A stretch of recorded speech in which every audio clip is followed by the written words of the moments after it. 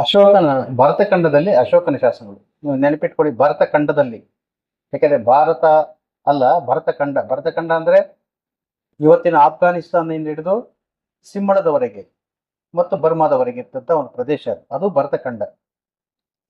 ನೀವು ಬ್ರಾಹ್ಮಣರಿದ್ರೆ ನಿಮ್ಗೆ ಗೊತ್ತಿರುತ್ತೆ, ಮನೆಗಳಲ್ಲಿ ಭರತಖಂಡೆ ಭರತವರ್ಷೆ ಅಂತೆಲ್ಲ ಹೇಳ್ತಾ ಇರ್ತೀವಿ. ಜಂಬೂದ್ವೀಪೆ ಭರತಖಂಡೆ ಅಂತ. ಜಂಬೂದ್ವೀಪ ಅಂದ್ರೆ ಏಷ್ಯಾ ಖಂಡ. ಏಷ್ಯಾ ಖಂಡದಲ್ಲಿ ಭರತಖಂಡ ಅದು, ನಾಟ್ ಭಾರತ. ಭಾರತ ಈಗ ಚಿಕ್ಕದಾಗಿದೆ, ಹೊಡೆದು ಪೀಸಾಗಿ. ಇನ್ನು ಮುಂದೆ ಏನಾಗುತ್ತೋ ಗೊತ್ತಿಲ್ಲ. ಅದು ಭವಿಷ್ಯ ಪುರಾಣ ಅದು. ಇರ್ಲಿ, ಇಲ್ಲಿ ನಾನು ತೆಗೆದುಕೊಂಡಿರ್ತಕ್ಕಂಥ ಒಂದು ವಿಷಯ ಮಾತಾಡಿ ಬಂದಿರ್ತಕ್ಕಂಥದ್ದು ಭರತಖಂಡದಲ್ಲಿ ಅಶೋಕನ ಶಾಸನಗಳು ಅಂತ.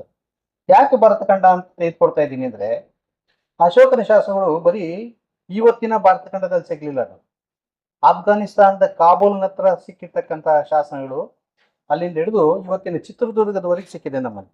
ಇವತ್ತಿನ ಕೆಳಗಡೆ ಚಿತ್ರದುರ್ಗದ ಬ್ರಹ್ಮಗಿರಿ ಹತ್ರ ಸಿಕ್ಕಿದೆ. ಅಂದ್ರೆ ಇಷ್ಟು ವಿಶಾಲವಾದಂತ ಪ್ರದೇಶದಲ್ಲಿ 2250 ವರ್ಷಗಳ ಹಿಂದೆನೆ ಆತ ಅಶೋಕ ಇಷ್ಟು ವಿಸ್ತಾರವಾದಂತ ಒಂದು ರಾಜ್ಯಕ್ಕೆ ಒಡೆಯನಾಗಿದ್ದವನು. ಮತ್ತೆ ಮುಂದೆ ಹೇಳ್ತಾನೆ, ನನ್ನ ರಾಜ್ಯದಿಂದ ಹೊರಗಡೆ ಇರ್ತಕ್ಕಂಥ ಅನೇಕ ದೇಶಗಳಿವೆ, ಅವುಗಳು ಕೂಡ ಈ ನನ್ನ ಒಂದು ತತ್ವವನ್ನು ಪಾಲಿಸಬೇಕು ಅಂತ. ಯಾರು ಇವನು ಅಶೋಕ ಎಂತಕ್ಕಂಥದ್ದು? ಅಶೋಕ ಅಂದ್ರೆ ಯಾರು? ನಮಗಿಂತ ಹೆಚ್ಚಿಗೆ ಭರತಖಂಡದ ಗ್ರಂಥಗಳಿಂದ ಹೆಚ್ಚಿಗೆ, ಬೌದ್ಧ ಗ್ರಂಥಗಳಿಂದ ಹೆಚ್ಚಿಗೆ ಸಿಂಹಳದ ಗ್ರಂಥಗಳೇನಿದೆ, ದ್ವೀಪವಂಶ ಮತ್ತು ಮಹಾವಂಶ ಎಂತಕ್ಕಂಥ ಎರಡು ಗ್ರಂಥಗಳು ಪ್ರಮುಖವಾಗಿ ಅಶೋಕನ ಬಗ್ಗೆ ಬಹಳಷ್ಟು ವಿವರಗಳನ್ನು ಕೊಡ್ತವೆ. ನಮ್ಮಲ್ಲಿಲ್ಲ ಅಷ್ಟು ವಿವರಗಳು. ನಮ್ಮ ಯಾವುದೇ ಒಂದು ಭರತಖಂಡದಲ್ಲಿ ರಚಿತವಾಗಿರ್ತಕ್ಕಂಥ ಇತರೆ ಗ್ರಂಥಗಳಲ್ಲಿ ಅಶೋಕನ ಬಗ್ಗೆ ಅಷ್ಟು ವಿವರಗಳು ನಮ್ಗೆ ಸಿಗೋದೇ ಇಲ್ಲ ನಮ್ಗೆ. ಆದರೆ ಸಿಂಹಳ ಒಂದು ಬೌದ್ಧ ಕೇಂದ್ರವಾದ್ರಿಂದ, ಬೌದ್ಧ ಮತದ ಒಂದು ಕೇಂದ್ರವಾದ್ರಿಂದ ಅಲ್ಲಿ ರಚಿತವಾಗಿರ್ತಕ್ಕಂಥ ಈ ದ್ವೀಪವಂಶ ಮತ್ತು ಮಹಾವಂಶ, ಇವುಗಳಲ್ಲಿ ಬಹಳಷ್ಟು ವಿಷಯ ಅಶೋಕನ ಬಗ್ಗೆ ತಿಳಿಯುತ್ತೆ. ಈ ದ್ವೀಪವಂಶ ಮಹಾವಂಶಗಳು ಅಶೋಕನ ಕಾಲದಲ್ಲಿ ರಚಿತವಾಗಿದ್ದಲ್ಲ. ಅಶೋಕ ಸತ್ತ 600-700 ವರ್ಷಗಳ ನಂತರ ರಚಿತವಾಗಿರ್ತಕ್ಕಂಥದ್ದು. ಅಂದ್ರೆ ಮೌಖಿಕವಾಗಿದ್ದಂಥ ಎಷ್ಟೋ ವಿಷಯಗಳನ್ನ ಆ ಕಾಲಕ್ಕೆ ಅವು ರಚಿಸಿ ಅವುಗಳನ್ನ ಒಂದು ಕಥೆಯನ್ನ, ಒಂದು ಐತಿಹಾಸಿಕ ವಿಷಯವನ್ನಾಗಿ ಪರಿವರ್ತಿಸಿದ್ವು. ಅಂದ್ರೆ ಅಶೋಕ ಸತ್ತಂತ 600-700 ವರ್ಷಗಳ ನಂತರ. ಅದೇ ನಮಗೆ ಗುಪ್ತರ ಕಾಲದಲ್ಲಿ ನೀವು ಕೇಳಬಹುದು. ಮೌರ್ಯರ ಬಗ್ಗೆ ನಮ್ಮ ಅನೇಕ ವಿಷಯಗಳನ್ನ ನಾವು ಅಧ್ಯಯನ ಮಾಡುವಾಗ ಮತ್ತೆ ಗುಪ್ತರ ಕಾಲಕ್ಕೆ ಬರ್ತೀವಿ. ಅಂದ್ರೆ ಮೌರ್ಯ ಸಾಮ್ರಾಜ್ಯ ಮುಗಿದ ಚಂದ್ರಗುಪ್ತ ಮೌರ್ಯ ಅವನ ಸತ್ತ 600-700 ವರ್ಷಗಳ ನಂತರ ಬಂದಂತ ಮುದ್ರಾ ರಾಕ್ಷಸ ನಾವು ತೆಗೆದುಕೊಳ್ತೀವಿ. ಮುದ್ರಾ ರಾಕ್ಷಸ ಯಾರು ಬರ್ತಿದ್ದು? ಯಾರ ಕಾಲದಲ್ಲಿ ರಚನೆ ಆಯ್ತದ್ದು? ಗುಪ್ತರ ಕಾಲದ ರಚನೆ ಆದಂತ ಒಂದು ಕೃತಿ ಅದು, ಮುದ್ರಾ ರಾಕ್ಷಸ ಅಂತಕ್ಕಂಥ ನಾಟಕ ಅದು. ಆ ನಾಟಕದಲ್ಲಿ ಚಂದ್ರಗುಪ್ತ ಮತ್ತು ಚಾಣಕ್ಯ ಮತ್ತು ಅಲ್ಲಿ ಬರ್ತಕ್ಕಂಥ ರಾಕ್ಷಸ ಮಂತ್ರಿ ಅಂತಕ್ಕಂಥ ಅವನನ್ನ ಮಂತ್ರಿ ಮಾಡ್ಬೇಕಿರ್ತಕ್ಕಂಥ ಒಂದು ಉಪಾಯ, ಇವುಗಳಲ್ಲಿ ಬರ್ತಕ್ಕಂಥದ್ದು ಸಂಪೂರ್ಣವಾಗಿ ಮೌರ್ಯರ ಇತಿಹಾಸ ಬರುತ್ತೆ. ಸೊ ಹೀಗೆ ನಮ್ಗಿಂತ ಹಿಂದೆ ಇದ್ದಂತ ಎಷ್ಟೋ ವಿಷಯಗಳು ನಮ್ಗೆ ಸಿಗ್ತಕ್ಕಂಥದ್ದು ಅವರ ನಂತರ ಸಿಗ್ತಕ್ಕಂಥದ್ದು. ಯಾಕೆಂದ್ರೆ ಮನುಷ್ಯ ಇದ್ದಾಗ ಯಾರು ಆತನ ಬಗ್ಗೆ ಇತಿಹಾಸ ಬರೆಯಕ್ಕೆ ಹೋಗುದಿಲ್ಲ. ಆತ ಒಳ್ಳೆಯವನಂತ ಸತ್ತ ಮೇಲೆ ಆತ ಒಳ್ಳೆಯವನಂತ ಗೊತ್ತಾದಾಗ ಆತನ ಬಗ್ಗೆ ಬರವಣಿಗೆಯನ್ನ ನಾವು ತಿಳಿಯೋ ಪ್ರಯತ್ನ ಪಡ್ತೀವಿ. ಇದು ಬರವಣಿಗೆ ಇಳಿಸ್ತೀವಿ ನಾವು ಅದನ್ನು. ಅಶೋಕನ ಶಾಸನಗಳು ಮೊದಲಿಗೆ ನಮ್ಮಲ್ಲಿ ಶಾಸನ ಓದೋಕೆ ಯಾರಿಗೂ ಬರ್ತಾ ಇರಲಿಲ್ಲ. ಬಹಳಷ್ಟು ಜನ ಒಂದು 200, 300, 400 ವರ್ಷದ ಹಿಂದಿನ ಶಾಸನವನ್ನಷ್ಟೇ ಓದ್ತಾ ಇದ್ರು. ಕಲ್ಯಾಣ ಚಾಲುಕ್ಯರ ಶಾಸನಗಳಲ್ಲಿ ಅಕ್ಷರವನ್ನು ಗುರುತಿಸಬಹುದಿತ್ತು. ಇವತ್ತು ನೀವು ಗುರುತಿಸಬಹುದು. ಯಾವ್ದಾದ್ರು ಒಂದು ಶಾಸನ ನೋಡಿದ್ರೆ ಕಲ್ಯಾಣ ಚಾಲುಕ್ಯರ ಕಾಲ ಒಂದು 800, 900 ವರ್ಷದ ಹಿಂದಿನ ಒಂದು ಶಾಸನದಲ್ಲಿ ಆ ಶಾಸನ ಮುಂದೆ ನಿಂತ್ಕೊಂಡ್ರೆ ನೀವು ಒಂದಷ್ಟು ಅಕ್ಷರ ಗುರುತಿಸ್ತೀರಿ. ಅಂದ್ರೆ ಅಷ್ಟು ರಿಸಂಬ್ಲೆನ್ಸ್ ಇದೆ ಇವತ್ತಿನ ಅನೇಕ ಅಕ್ಷರಗಳಿಗೆ. ಆ 800 ವರ್ಷಗಳ ಹಿಂದಿನ ಒಂದು ಶಾಸನಗಳ ಅಕ್ಷರಗಳು ರಿಸಂಬ್ಲೆನ್ಸ್ ಇವೆ, ಗುರುತಿಸಬಹುದು. ಆದ್ರೆ ಅದಕ್ಕಿಂತ ಹಿಂದೆ ಹೋದ್ರೆ 1000 ವರ್ಷಗಳ ಹಿಂದಿನ ಶಾಸನ ಆದ್ರೆ ಅವಾಗ ತಲೆ ಕೆರ್ಕೊಳ್ತೀವಿ, ಇಲ್ಲಪ್ಪ ಇದೇನು ಅರ್ಥವಾಗ್ತಾ ಇಲ್ಲ. ಮತ್ತೆ ಅದಕ್ಕಿಂತ ಎಂದೋದ್ರೆ ಇದ್ಯಾವುದೋ ಒಂದು ಭೂತವೋ ಪ್ರೇತವೋ ಪಿಶಾಚಿಯೋ ಬರ್ದಿರ್ತಕ್ಕಂಥ ಒಂದು ಲಿಪಿಯನ್ನು ಸುಮ್ಮನೆ ಆಗ್ಬಿಡುತ್ತೆ. ಸೊ ಅಶೋಕನ ಶಾಸನದ ಬಗ್ಗೆ ಅಷ್ಟೇ. ಅಶೋಕನ ಸ್ತಂಭಗಳು ಸಿಕ್ಕಿತ್ತು, ಅಶೋಕನ ಶಾಸನ ಸಿಕ್ಕಿದ್ವು. ಅದು ಯಾರು ಅದನ್ನು ಓದಕ್ಕೆ ಆಗ್ತಾ ಇರ್ಲಿಲ್ಲ. ಕೊನೆಗೆ ನಮಗೆ 1837ರಲ್ಲಿ ಜೇಮ್ಸ್ ಪ್ರಿನ್ಸೆಪ್ ಎಂಬತಕ್ಕಂಥವನು ಕಲ್ಕತ್ತಾದಲ್ಲಿ ಟಂಕಸಾಲೆ ಅಧಿಕಾರಿಯಾಗಿರ್ತಾನೆ. ಟಂಕಸಾಲೆ ಅಂದ್ರೆ ಟ್ರೆಜರಿ ಅಧಿಕಾರಿಯಾಗಿರ್ತಾನೆ. ಅವನಿಗೆ ಅನೇಕ ನಾಣ್ಯಗಳು, ಹಳೆಯ ನಾಣ್ಯಗಳು ಅವನ ಕಾಲಕ್ಕೆ ಅವನ ಆ ಟ್ರೆಜರಿಲಿ ಇರ್ತವೆ. ಅವುಗಳನ್ನು ಓದ್ತಾ ಅವನು ಈ ಅಶೋಕನ ಲಿಪಿಯ ರಹಸ್ಯವನ್ನು ಬಿಡಿಸ್ತಾನೆ. ಅಶೋಕನ ಶಾಸನವನ್ನ ಮೊದಲಿಗೆ ಅವನು ಓದಿ ಪ್ರಪಂಚದಕ್ಕೆ ಅದನ್ನ ಅಶೋಕನ ವಿಷಯವನ್ನ ಪ್ರಸ್ತುತ ಮಾಡ್ತಾನೆ. ಆದ್ರೆ ಅಶೋಕ ಅಲ್ಲ ಅವನು. ಆ ಎಲ್ಲಾ ಶಾಸನ ಬರ್ತಕ್ಕಂಥದ್ದು ದೇವನಾಂಪ್ರಿಯ ಪ್ರಿಯದರ್ಶಿ. ಎಲ್ಲಾ ವಿದ್ವಾಂಸದ ಒಂದು ಪ್ರಶ್ನೆ, ಯಾರು ಇವನು ದೇವನಾಂಪ್ರಿಯ ಪ್ರಿಯದರ್ಶಿ? ಸುಮಾರು ಹೆಚ್ಚು ಕಡಿಮೆ ಒಂದು 60-70 ವರ್ಷಗಳ ಕಾಲ ಬ್ರಿಟಿಷ್ ಅಧಿಕಾರಿಗಳಿರ್ಬೋದು, ದೇಶೀಯ ಪಂಡಿತರಿರ್ಬೋದು, ಬರೆದವರೆಲ್ಲರೂ ಕೂಡ ಈ ದೇವನಾಂಪ್ರಿಯ ಪ್ರಿಯದರ್ಶಿ ಇವನು ಆಡ್ತಾ ಇದ್ದ ಯಾವುದೇ ಶಾಸನ ಸಿಕ್ಲಿ ಅದರಲ್ಲಿ ದೇವನಾಂಪ್ರಿಯ ಪ್ರಿಯದರ್ಶಿ. ಹಾಗಾದ್ರೆ ಅವನಿಗೂ ಅಶೋಕನಿಗೆ ಸಂಬಂಧ.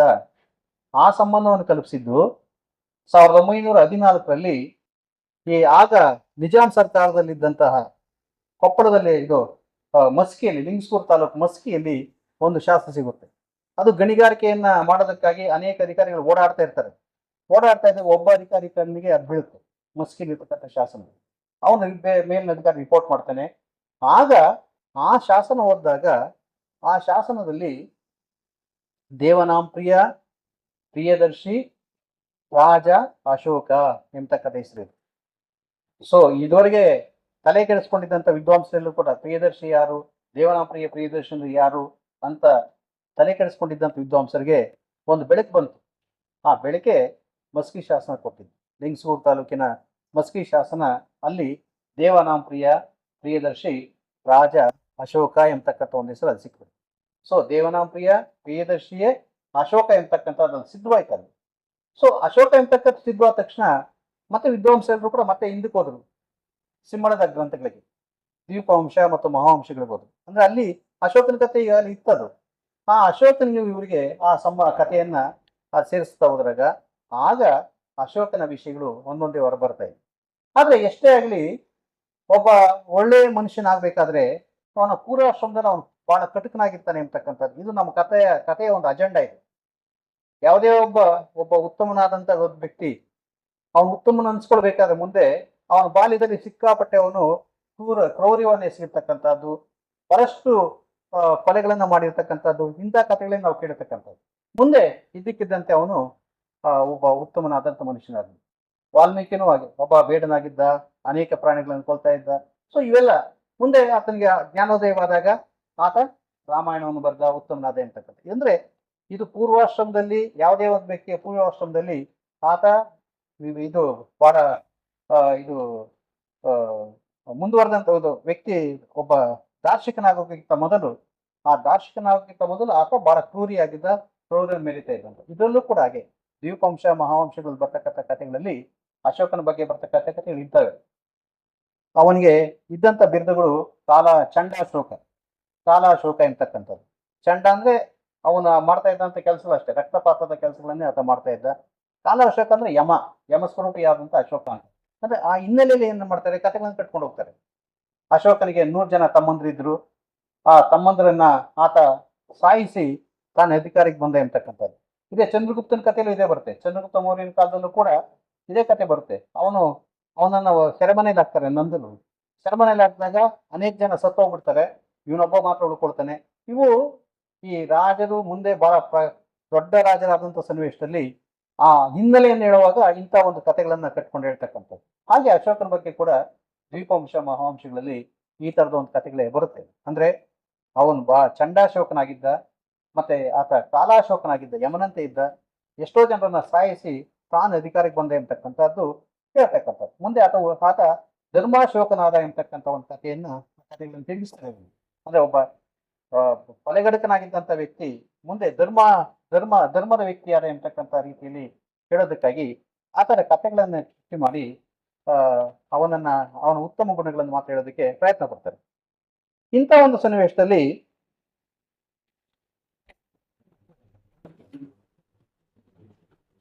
ನಾವು ಅಶೋಕನ ಬಗ್ಗೆ ಯೋಚನೆ ಮಾಡಿದಾಗ ಭರತಖಂಡದಲ್ಲಿ ಸಿಕ್ಕಿದಂತ ಅವನ ಶಾಸನಗಳ ಬಗ್ಗೆ ನಾವು ಮಾತಾಡುವ ಸನ್ನಿವೇಶದಲ್ಲಿ ನಾನು ಮೊದಲು ಹೇಳಿದಾಗೆ ಭರತಖಂಡ 4 ಭಾಷೆಗಳಲ್ಲಿ ಆತ ಶಾಸನ ಹಾಕಿಸಿದ್ದಾನೆ. 2300 ವರ್ಷಗಳ ಹಿಂದೆನೆ ಭರತಖಂಡದ ಬಳಕೆಯಲ್ಲಿದ್ದಂತ 4 ಲಿಪಿಗಳು 3 ಭಾಷೆಗಳಲ್ಲಿ 4 ಲಿಪಿಗಳು 3 ಭಾಷೆಗಳಲ್ಲಿ ಆತ ಶಾಸನ ಹಾಕಿಸ್ತಾನೆ. ಯಾರ್ಯಾರು ಇದ್ರು ಆ ಕಾಲಕ್ಕೆ, ಯಾವ ಭಾಷೆ ಮಾತಾಡ್ತಿದ್ರು, ಯಾವ ಲಿಪಿಗಳನ್ನು ಬಳಸ್ತಾ ಇದ್ರು? ಈತ ವಾಯುವ್ಯ ಭಾರತವನ್ನು ಮೊದಲು ತೆಗೆದುಕೊಳ್ತಾನೆ. ಯಾಕೆ ವಾಯುವ್ಯ ಭಾರತ ಬಹಳ ಮುಖ್ಯ ಅಂದ್ರೆ, ಈಗಾಗಲೇ ಇವನ ಕಾಲಕ್ಕಾಗ್ಲೇ, ಇವನ ತಾತ ಚಂದ್ರಗುಪ್ತನ ಕಾಲಕ್ಕಾಗ್ಲೇ ಇವರು ಬಂದೋಗಿದ್ರು ಯವನರು. ಯವನರು ಅಂದ್ರೆ ಗ್ರೀಕರು, ಮ್ಲೇಚ್ಛರು ಅಂದ್ರೆ ಪರ್ಷಿಯನ್ನರು, ಯವನರು ಅಂದ್ರೆ ಗ್ರೀಕರು. ಇದು ನಮ್ಮ ಧಾರ್ಮಿಕ ಗ್ರಂಥಗಳಲ್ಲಿ ಬರ್ತಕ್ಕಂಥ ಶಬ್ದಗಳು, ನಮ್ಮ ಈ ಭರತಖಂಡದ ಇತಿಹಾಸದಲ್ಲಿ ಬರ್ತಕ್ಕಂಥ ಬಳಸಿರ್ತಕ್ಕಂಥ ಪದಗಳು. ಸೊ ಇಲ್ಲಿ ಆ ಯವನರು ಅಂದ್ರೆ ಗ್ರೀಕರು ಬಂದೋಗಿರ್ತಾರೆ. ಗ್ರೀಕರಲ್ಲಿ ಯಾರು ಬಂದು ಹೋಗಿದ್ದು? ಅಲೆಕ್ಸಾಂಡರ್. ಅಲೆಕ್ಸಾಂಡರ್ ನೇರವಾಗಿ ಕ್ರಿಸ್ತ ಪೂರ್ವ 323ಕ್ಕೆ ಆತ ಬಿಟ್ಟು ಗ್ರೀಸನ್ನ ಬಿಟ್ಟು ಇಡೀ ಈಜಿಪ್ಟ್ ಅನ್ನ ಗೆದ್ದುಕೊಂಡು, ಮತ್ತೆ ಮುಂದೆ ಪರ್ಷಿಯಾವನ್ನು ಗೆದ್ದುಕೊಂಡು, ಹಿಂದೂ ಕುಶ್ ಪರ್ವತಗಳ ಮೇಲೆ ಹೋಗಿ ಆ ಮೇಲಿನ ಪ್ರಾಂತ್ಯಗಳನ್ನೆಲ್ಲ ಗೆದ್ದುಕೊಂಡು, ಮುಂದೆ ಖೈಬರ್ ಮತ್ತು ಬೋಲಾನ್ ಪಾಸಗಳ ಮೂಲಕ ಅಂದ್ರೆ ಕಣಿವೆಗಳ ಮೂಲಕ ಆತ ಭರತಖಂಡವನ್ನು ಪ್ರವೇಶ ಮಾಡ್ತಾನೆ. ಕ್ರಿಸ್ತ ಪೂರ್ವ 323ರಲ್ಲಿ ಆತ ಈ ಒಂದು ಕೆಲಸ ಮಾಡ್ತಾನೆ. ಆಗ ಅವನನ್ನು ಎದುರಿಸೋರು ಯಾರೂ ಇರಲಿಲ್ಲ, ಯಾಕೆಂದ್ರೆ ಅಷ್ಟು ದೊಡ್ಡ ಒಂದು ಸೈನ್ಯವನ್ನು ಇಟ್ಕೊಂಡಾತ ಬಂದಂತ ಸನ್ನಿವೇಶದಲ್ಲಿ ಆತನನ್ನು ಎದುರಿಸ್ತಕ್ಕಂಥವ್ರು ಯಾರು ಇಲ್ಲ. ಪರ್ಷಿಯಾ ಕೂಡ ಅಕಮೇನಿಯನ್ನರು ಅವರು ಕೂಡ ಅವನು ವಶ ಆಗ್ಬಿಡ್ತಾರೆ.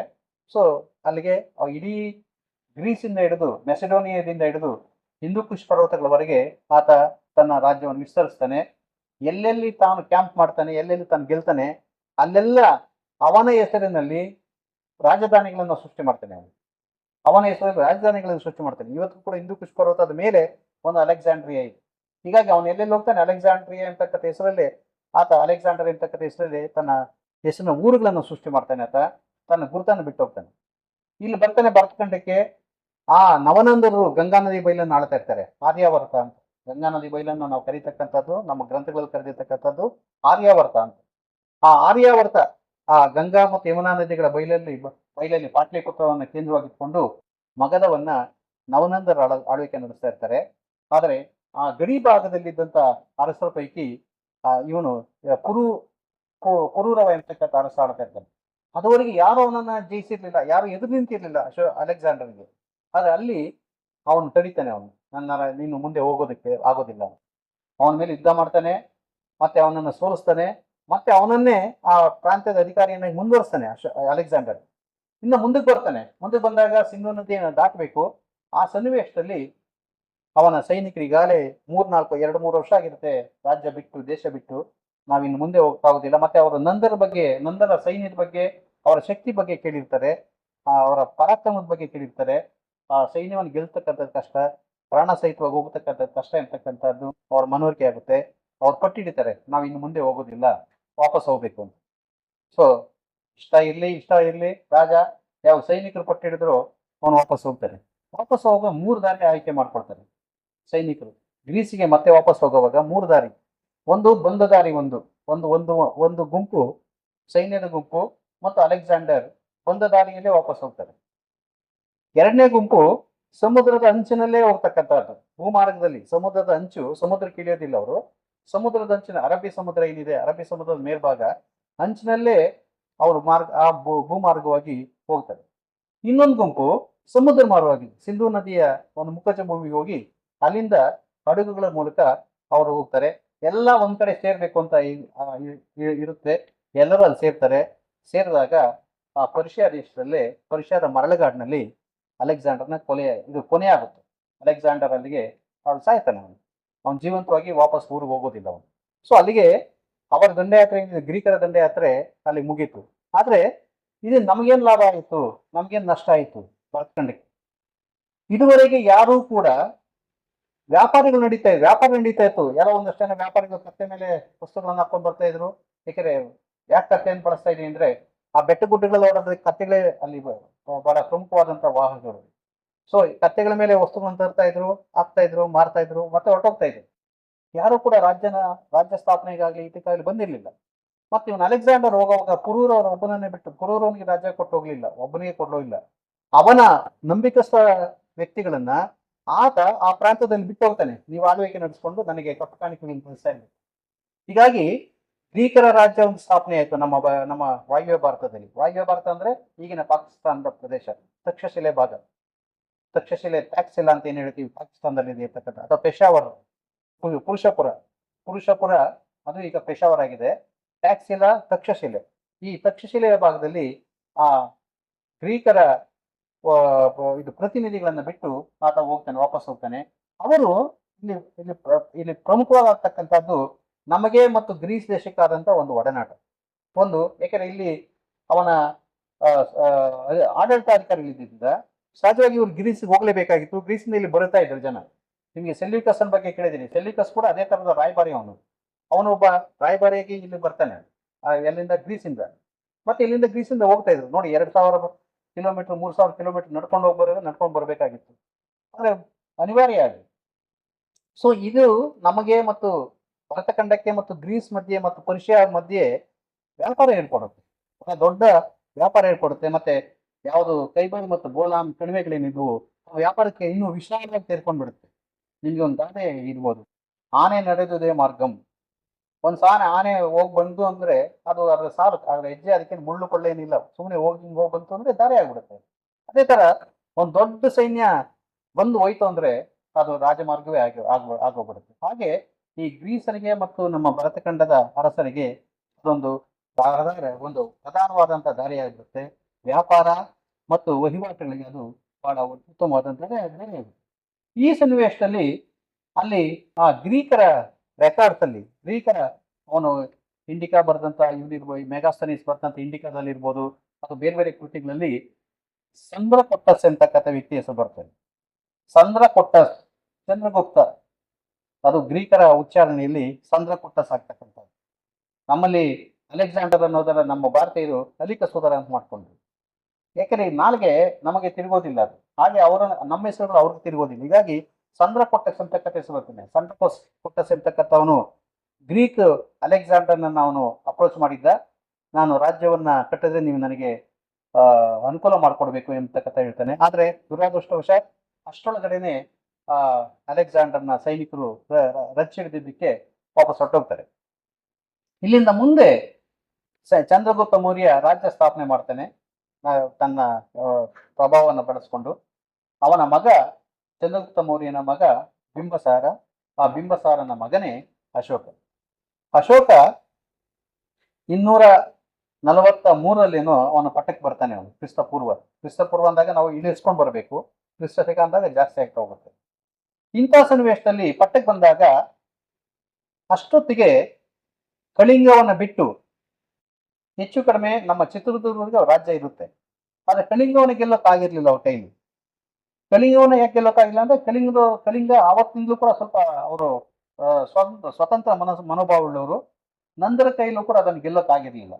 ಸೊ ಇವನು ಇವನು ಅಶೋಕ ಏನ್ ಮಾಡ್ತಾನೆ, ಪಟ್ಟಾಭಿಷಿಕ್ತನಾಗಿ 8 ವರ್ಷ ಆದ್ಮೇಲೆ, ತಾನು ಪಟ್ಟಕ್ಕೆ ಬಂದಂತ 8 ವರ್ಷ ಆದ್ಮೇಲೆ ಈ ಅಶೋಕ ದೊಡ್ಡ ಸೈನ್ಯವಂತ ಇಟ್ಕೊಂಡು ಆತ ಕಳಿಂಗದ ಮೇಲೆ ಯುದ್ಧಕ್ಕೆ ಹೋಗ್ತಾನೆ. ಕಳಿಂಗದ ಮೇಲೆ ಯುದ್ಧಕ್ಕೆ ಹೋದಂತ ಸನ್ನಿವೇಶದಲ್ಲಿ ಆಗ ಆ ಕಳಿಂಗದ ಅರಸರು ಇವನನ್ನು ಸ್ವಾಗತ ಮಾಡೋದಿಲ್ಲ. ಬಹಳಷ್ಟು ದೊಡ್ಡ ಯುದ್ಧ ನಡೆಯುತ್ತೆ.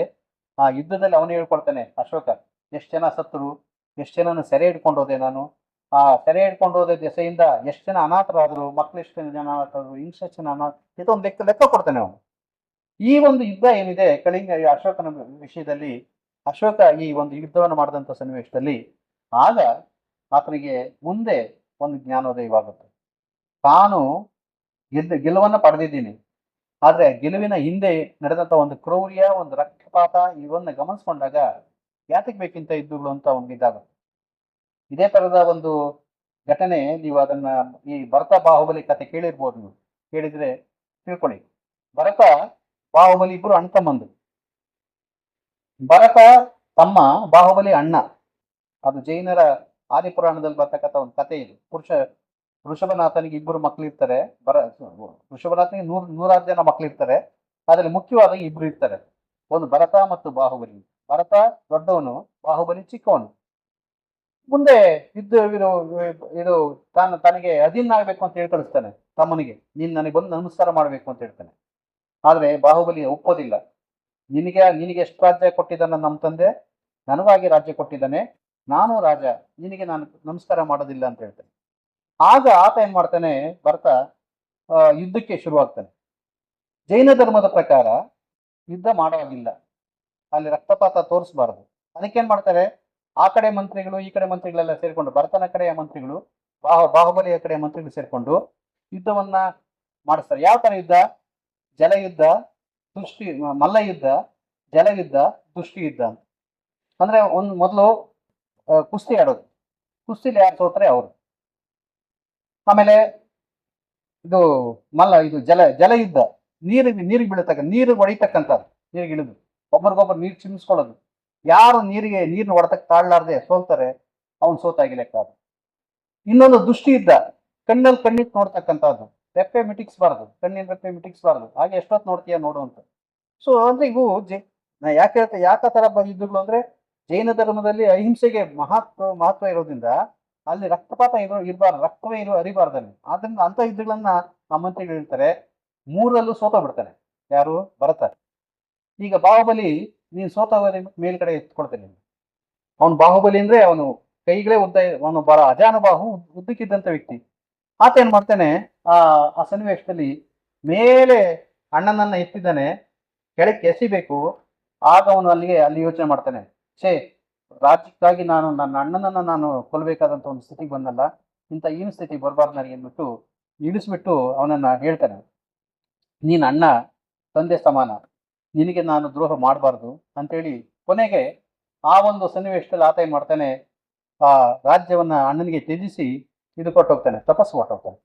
ಆ ತಪಸ್ಸು ನಿಂತಾಗಲೂ ಕೂಡ ಆ 2 ಕಾಲ ಮೇಲೆ ನಿಂತಿರ್ತಾನೆ, ತಪಸ್ಸು ನಿಂತ್ಕೊಂಡು. ಆಮೇಲೆ ಅವನು ಮೋಕ್ಷ ಬರೋದಿಲ್ಲ ಭರತ, ಇದು ಬಾಹುಬಲಿಗೆ. ಆತ ಅಣ್ಣ ಕೇಳ್ತಾನೆ, ಯಾಕೆ ನೀವು ಮೋಕ್ಷ ಬರೋದಿಲ್ಲ? ಈ ಭೂಮಿ ನಿನ್ನದು, ನೀನ್ ನನಗ್ ದಾನ ಕೊಟ್ಟಿರ್ತಕ್ಕಂಥದ್ದು, ಅದರಿಂದ ಈ ಭೂಮಿ ಯಾವತ್ತೂ ನನ್ನದಲ್ಲ, ನಿನ್ನದೇ ಭೂಮಿ, ಅದರಿಂದ ನನ್ನದು ಅಂತ ಅಥವಾ ನಾನು ರಾಜಂದು ಅಂತ ನೀನು ತಿಳ್ಕೊಳ್ಬೇಡ ಅಂತ ಹೇಳಿದಾಗ ಅವನು ಮೋಕ್ಷವಾಗುತ್ತೆ ಅಂತಕ್ಕಂಥ ಇದು ಕಥೆ. ಇದು ಅಂದ್ರೆ ಒಂದು ಉಚ್ಛ್ರಾಯ ಸ್ಥಿತಿಯಲ್ಲಿ, ಅಂದ್ರೆ ಒಂದು ಗೆಲುವಿನಲ್ಲಿ ಆತ ಆ ಒಂದು ತನ್ನ ತ್ಯಾಗವನ್ನ ತೋರಿಸ್ತಕ್ಕಂಥದ್ದು ಇದೆಯಲ್ಲ, ಅದು ಅದೇ ತರದ ಒಂದು ಕತೆ ಅಶೋಕನ ಜೀವನದಲ್ಲಿ ನಡೀತಕ್ಕಂಥದ್ದು.